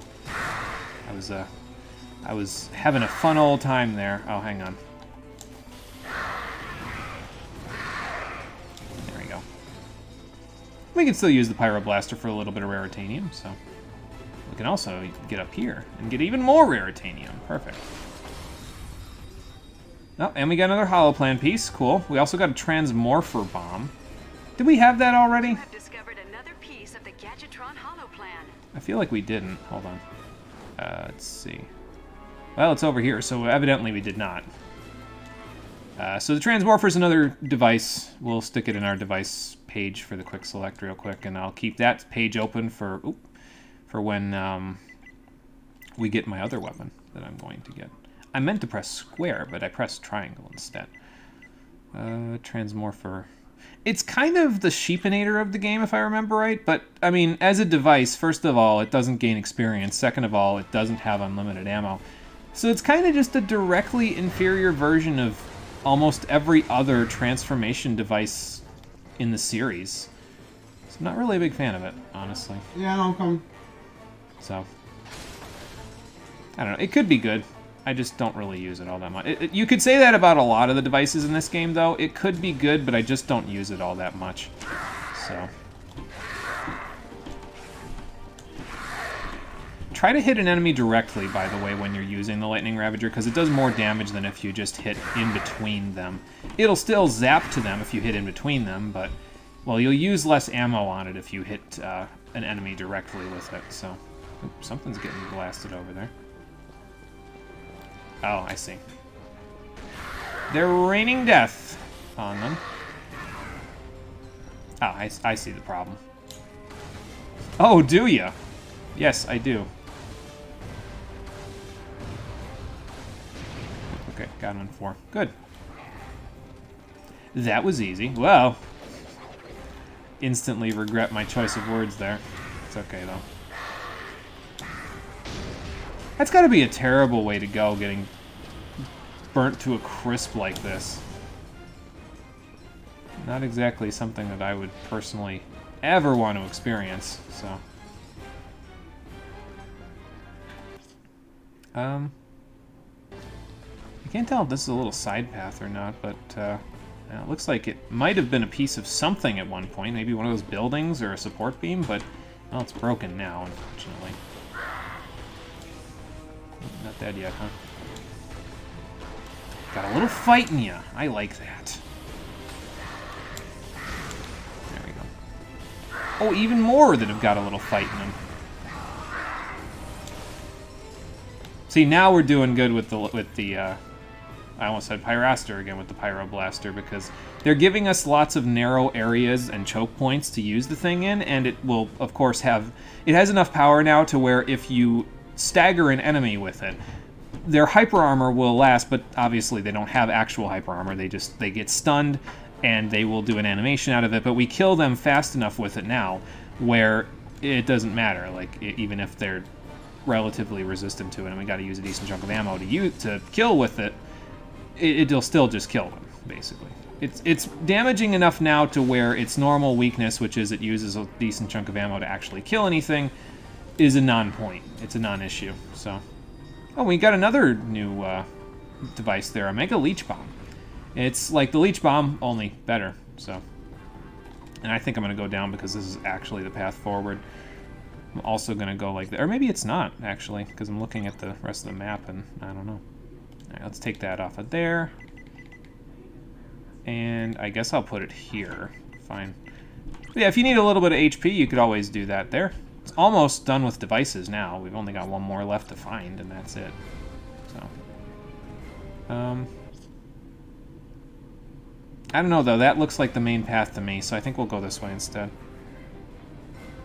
Being turned into a briquette? Yeah, that's a shitty way to go, yeah. Yes, that would not be fun at all. I do not approve. Oh, hello. What are you guys guarding up here? I don't know. I'm gonna find out, though. Lots of extra Pyroblaster fuel there, though, so that's pretty good. Oh, Fake box, fake box, fake box, fake box, hi. Aha! V3 Pyro Blaster, even more power. It's good. It is good. And you have a lot of bolts. Yeah, we get quite a bit in these stages, so if there was any doubt about whether or not we'd be able to buy all the weapons we need, don't worry about it, I got it. But yeah, see these choke points that they have here. Now, when the enemies don't run directly at you and they shoot you instead, obviously that is a little bit of a shortcoming for the Pyro Blast. They're giving us these narrow hallways to work with. Works a lot better here than it does out in the open fields. You're just being a gremlin. Prefer frost and flame elements, so turning things into briquettes is normal for you. I mean, fair enough, you know. I don't think the older games gave you this many bolts. Not usually, although usually I didn't have this many bolts in the older games because I was usually buying more stuff. Yeah, I was too. In this game, I just don't buy as much stuff, and I've started to not do that in the series, and it's just been a lot easier on my bolt count from not buying every single thing, you know. So, let's do the Negotiator. It needs to get the V2, and that's a turret, so I could probably use it. Oh, look, I got a twofer. Is that a fake box? Nope. Pirates definitely just left their raritanium laying out in the open. Alright, you guys do you, but I'm taking it, so... Oh, got another ship. I wonder if this one's going to have a fancy, like, message on it like the other one. Probably not, but, well, man can dream. I'm just going to stand here and, like... Oh, okay. I thought I had the Pyro Blaster out, but... I'm just going to stand here and roast them as they come out of the thing. But... knowing my luck, they're gonna like mutiny and get on this part of the ship right here. Okay, so what if I walk the plank over here? Absolutely nothing happens. Okay, got it. Fair enough. That guy could use some negotiation. How's your health plan there, friend? Not good enough. Welcome to the Grillnet Weapon Shop. Alright. So we still don't need any other weapons, but like I said, we'll be getting our last weapon soon, I think. And we got 5,000 more raritanium to blast right through a bunch of these, so... I'm kind of okay with this thing's rate of fire, though, so I don't think I'll buy that until last. Let's just work on AoE and then upgrading the power from there. Seems like a good idea, right? We can't quite see what the exclusive is yet because we don't quite have enough raritanium, but we'll get there. It's fine. But yeah, now each rocket does almost 1,800 damage. Wow. So that's a lot. I mean, it's nothing compared to the Alpha Cannon, but well, the Alpha Cannon's fully upgraded already. So. Oh, you have that, yeah. Yeah, yeah. The Alpha Cannon. I don't know if you saw there, Steve, but the Alpha Cannon deals like 10,000 damage a shot, fully charged. It's atrocious. It just kills bosses dead. I don't think that's gonna do as much as the Ultra Mini Nuke from Going Commando. Yeah, I don't know how you'd have to do like some sort of power comparison to some of the Omega mod weapons and the know Ultra weapons to see. The Ultra Mini Nuke and Going Commando would one-shot every single enemy in the game. Yeah, yeah, I remember that. Yeah. Even the hurt you. The Hydras and the what was the level with the ice crystals? Grelbin. Yeah, even those things. I have the name of that planet burned into my brain from how much I hated it. I haven't played that game so long, but the Hydras that came out of the ice. On New Game Plus, they were pretty hard, and it would one-shot them. Yeah, so that's pretty impressive. I'll take that. Especially that's since for I sure. think that's the enemy takes the most damage out of all of them in the game, and it one-shot them. Yeah. Actually, to be fair, we've been fighting Kirchu this whole time because those Constructabots with the flames in them, those have Kirchu operators, so whoops. I think they have Kirchu operators anyway, so... oh. Well. Man, these guys are getting desperate. We got a whole dropship that dropped right in on us here. Hi, guys. Have fun with it. Yeah, oh my god, the Kirchu were here too! I don't think I've ever played this game. No, I don't think you've played this one. It's I good, haven't though. played many of the Future Series games. This one's, I mean, it's pretty good. I think, in a lot of ways, it's not as good as some of the other ones, but like some of the classic games. But we'll get to my opinion on this one in a little while when I get to, the end of the game. Okay, a little more raritanium. Another Kirchu who seems to be stuck. me just relieve you of your prison there, sir. Let's see. Oh, we're over 1,000. I could go back and grab the power upgrade and probably upgrade my, or not upgrade, but refresh my nanotech while I'm at it. You know, let's go do that. Don't think you're allowed to compare any other weapons in this game to the Alpha Cannon. Comparing weapons in this game to the Alpha Cannon is... you're going to come up short in a lot of cases, because the Alpha Cannon is just so atrociously powerful. It's just nuts. Again, the only shortcoming is the fact that it only has 5 ammo, but still, like, that's logical. Like, if it had any more ammo than that, it would be more busted than it already is, so... Alright, let's take a look at what the exclusive is, shall we? We got napalm cells. Each rocket is fixed with highly compressed napalm cells. Upon detonation, the cells are released and spread sweet-smelling napalm across the area. Your foes will have nowhere to run. So it almost acts like that one... was the B6 Obliterator a missile launcher, or was it a bomb gun in Deadlocked? But the napalm from it is effectively similar to the napalm mod on that thing, so... it's pretty good. I would approve of getting it, so... You also notice that we're at almost 100 nanotech at this point. Fun fact, the nanotech goes over 100 even if you're on a regular new game in this one, unlike in... I think in Up Your Arsenal it only went up to 100 unless you were in New Game Plus, and then it went up to 200. So, but it goes over that in this one. Probably because damage is percentage based, so it doesn't matter how much health you have, the enemies will still deal approximately the same amount of damage to you relative to your HP totals. That's a lot of boxes and a jackpot crate, so there might be something coming up here.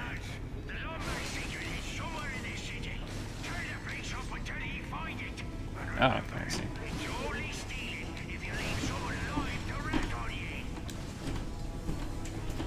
I need more boxes that I can get before the... sirs, I will be right with you. Actually, I'll be with you now because you've blocked me off from grabbing anything else from the boxes here, so... Unfortunately, there goes my my multiplier, but that's okay. What was he doing off in the corner there? Taking a smoke break?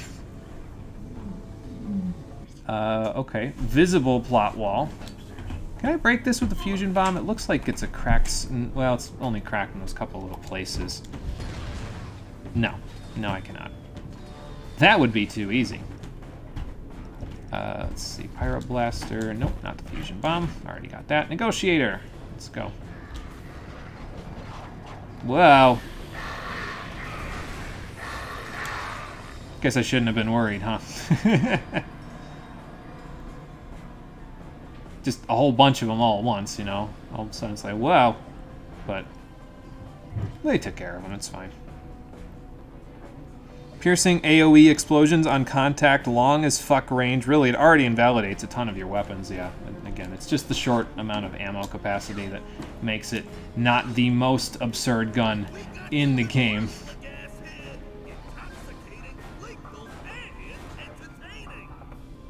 Well, there's a device guy and an armor guy on the same platform. I'm getting some smoke signals here. There's probably a boss fight coming up, so let's make sure we're prepared for that. I'll use the negotiator for a little bit in the boss fight, but probably I'm going to end up switching to the Alpha Cannon anyway. Unless the boss fight is on rails, literally. It's got to be here somewhere. Well, you'd think they'd leave it in like a lab or something. You did! A Kirchu operator with a very, very large machine with missiles. That was loud. Hey, Conker, welcome back. And Nitro, hello, how you doing? Welcome. We're just going off for a quick little jaunt here on planet Jacindu, try and take care of these Kirchu that are trying to protect the Dimensionator, so... Doing pretty good, Nitro. How about yourself? Just putting right along with this guy. Gotta look ahead of myself, make sure I don't fall over, although the rails were a little color coordinated so that you knew exactly where he was going to break it up, so...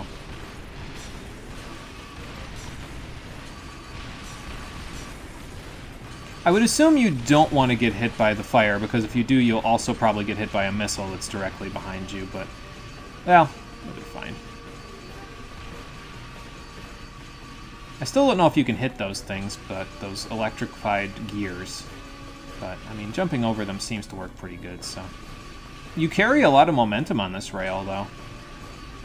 By comparison. It feels like you carry more in that section than you did in other sections, so. Oh, that's a missile. Oh, look, another one. He's really loading up on that left side, so let's just go over here and go over there. And now he's loading up directly behind me. Probably going to start combining everything now, like the missiles, the flames, the electrical gears. Ow. I'll probably blow up a section in a second. Nope, but I will go here. We saw that little section right there in the intro, but that's still a little cool little set piece, I think. Alright. So now we gotta fight whatever this mech bot is, and apparently... Okay, that's fine. I thought I was falling to my death there, but that's okay. Apparently he has a shockwave, and the shockwave hurts the hell out of you, so... Well, we're out of that, so Toxic Swarmers and Alpha Cannon. There we go. I should probably be shooting him rather than the Kerchu themselves with the Alpha Cannon, though. There we go. That'll work okay. Let's get some more Swarmers in here. And then, well, okay. I don't know what those things are going to do, but I don't like it. Can I blow them up? No. No, I cannot. I can, however, do this to him, so... I guess he's not really all that difficult. Yeah. Okay, well, okay. There you go. Maybe you should have checked your servos before coming in here, because you probably could have survived for a second phase there.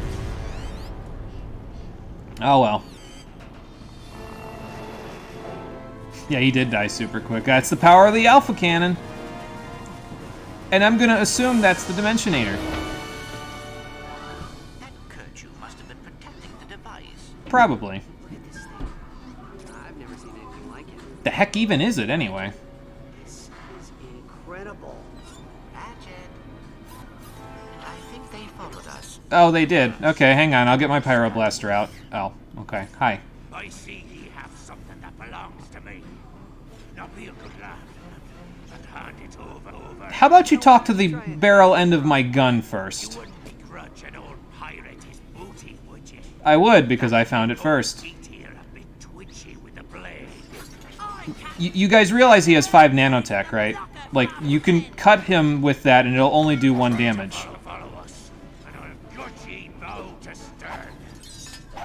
Gentlemen. Yeah, I don't know. This scene just doesn't work for me. Because, like, in any other situation, Ratchet would have already blasted all of them with one of his guns, rather than letting them hold Clank hostage and take the Dimensionator. Hello? Trajectory to a fleet hidden in the Oobleck Passage. Coordinates acquired for the Oobleck Passage. Anyway, we gotta go to the Oobleck Passage in order to get the Dimensionator back from Slag, but... Yeah, I don't know. Yeah, I don't like that scene. It doesn't work at all. Yeah, you can carry momentum and still turn corners. Ratchet is magic, apparently.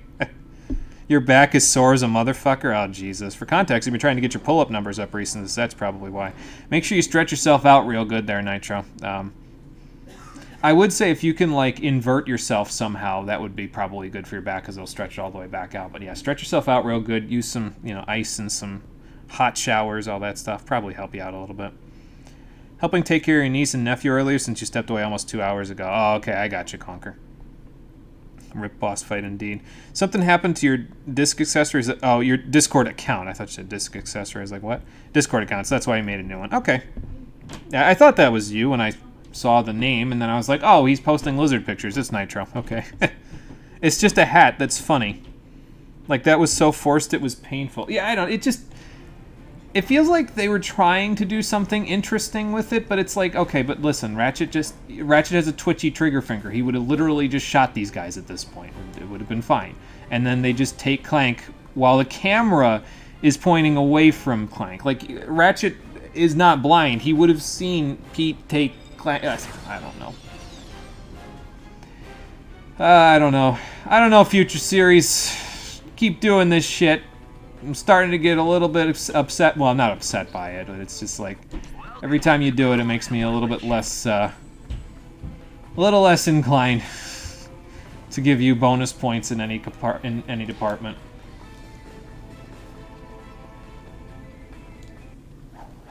Back in 5 minutes. All right, Nitro, sounds good. We'll probably be closing up shop pretty soon, but hopefully we'll be able to see it before it's all over. It's a plot issue with you. It's that point where things are out of character need to happen to progress the story. Yeah, exactly. And when those sorts of things happen, you need to revise the story. It's not working. Your character would not do these things.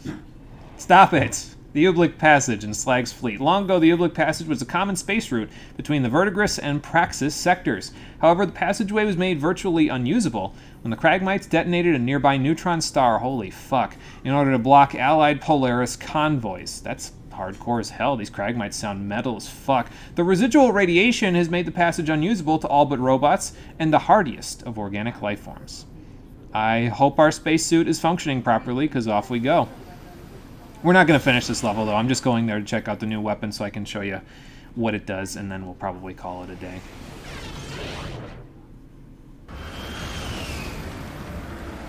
But even so, even with us calling it a day right here, we might still be able to finish this game off on the next stream. I don't know. We'll find out.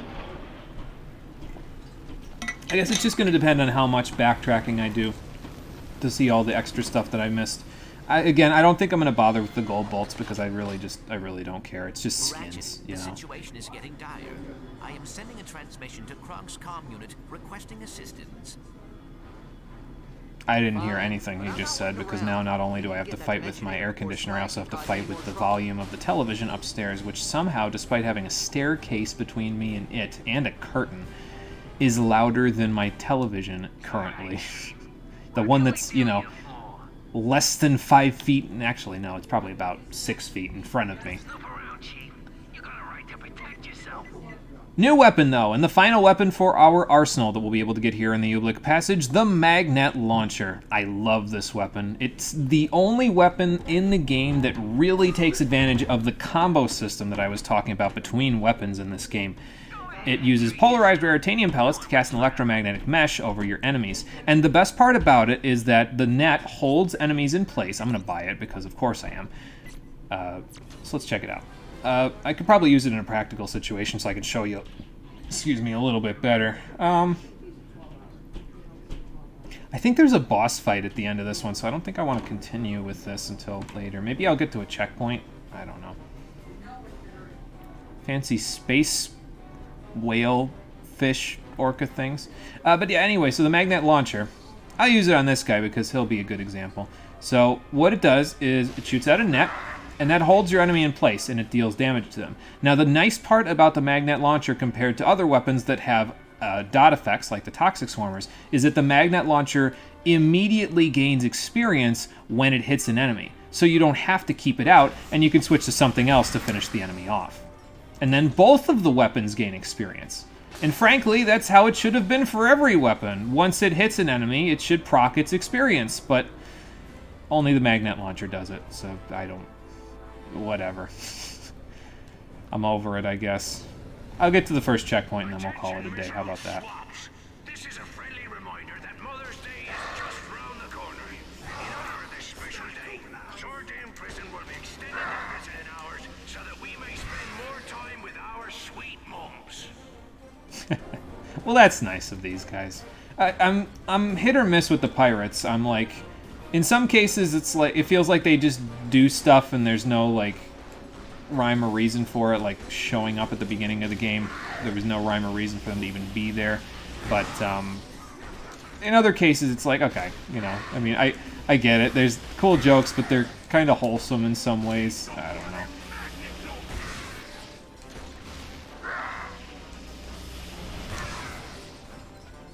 Now you won't get a whole ton of experience from the for the magnet launcher from using it in.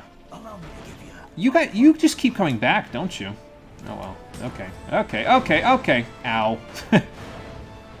Well, I think we're gonna need the alpha cannon for that one. What was I saying? Yeah, I mean, you can use the magnet launcher. It doesn't get a whole ton of experience. It's mostly against large enemies where you'll want to use it to get a bunch of experience for it, so... Anyway. Alright, Chief. What can we do you for? Okay, so we didn't get any more extra... we didn't get any more extra raritanium, so I'll just go back and we'll keep going and see what we can do.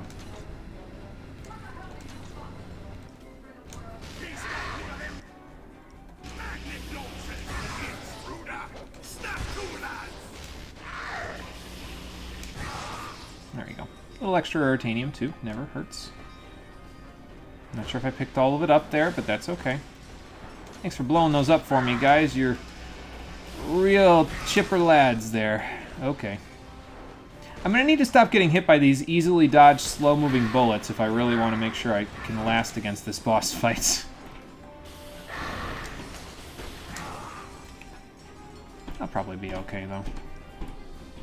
I don't know if the magnet launcher works on this guy, though, but I'll take it out, and then the negotiator. I'm going to assume by the fact that it's not locking onto him that it does not work on him. Ow. Alright, I'm sick of this alpha cannon.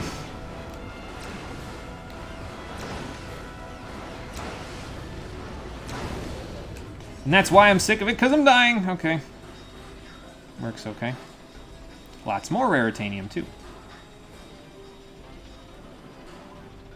And before we do anything else, let's see if we can get in there. It's probably where we need to go, right? Looks like there's a vendor. Well, I'm looking at it, apparently. Oh, it's probably just right over here. Perhaps there is a way to lower this bridge. Okay. Probably, so we probably need to go over there to activate the bridge. Whatever. Let's get our disguise out and see what we can do about this bridge. True pirate may pass. Dance the jig and prove your worth. Okay, here we go again. Again, I don't need to prompt every time, game. Please stop. To your right. To your left. To the sky! To the sky! To your left. To your right. Shake your booty! To your left. To the sky! Shake your booty. Cool. I've seen many a jig, but that be the finest. He may pass. Thank you. I don't know about this part. And the reason why I don't know about this part is because I got one hit left and there is at least one turret guy. And I got like no health left, so... Hold on, let me go back here for a second. I can do something about this. I cannot, because there is no... Oh, I can. Hold on. I got an idea. Now we're thinking laterally. I didn't hit him. I said... Now we're thinking laterally? I'm confused.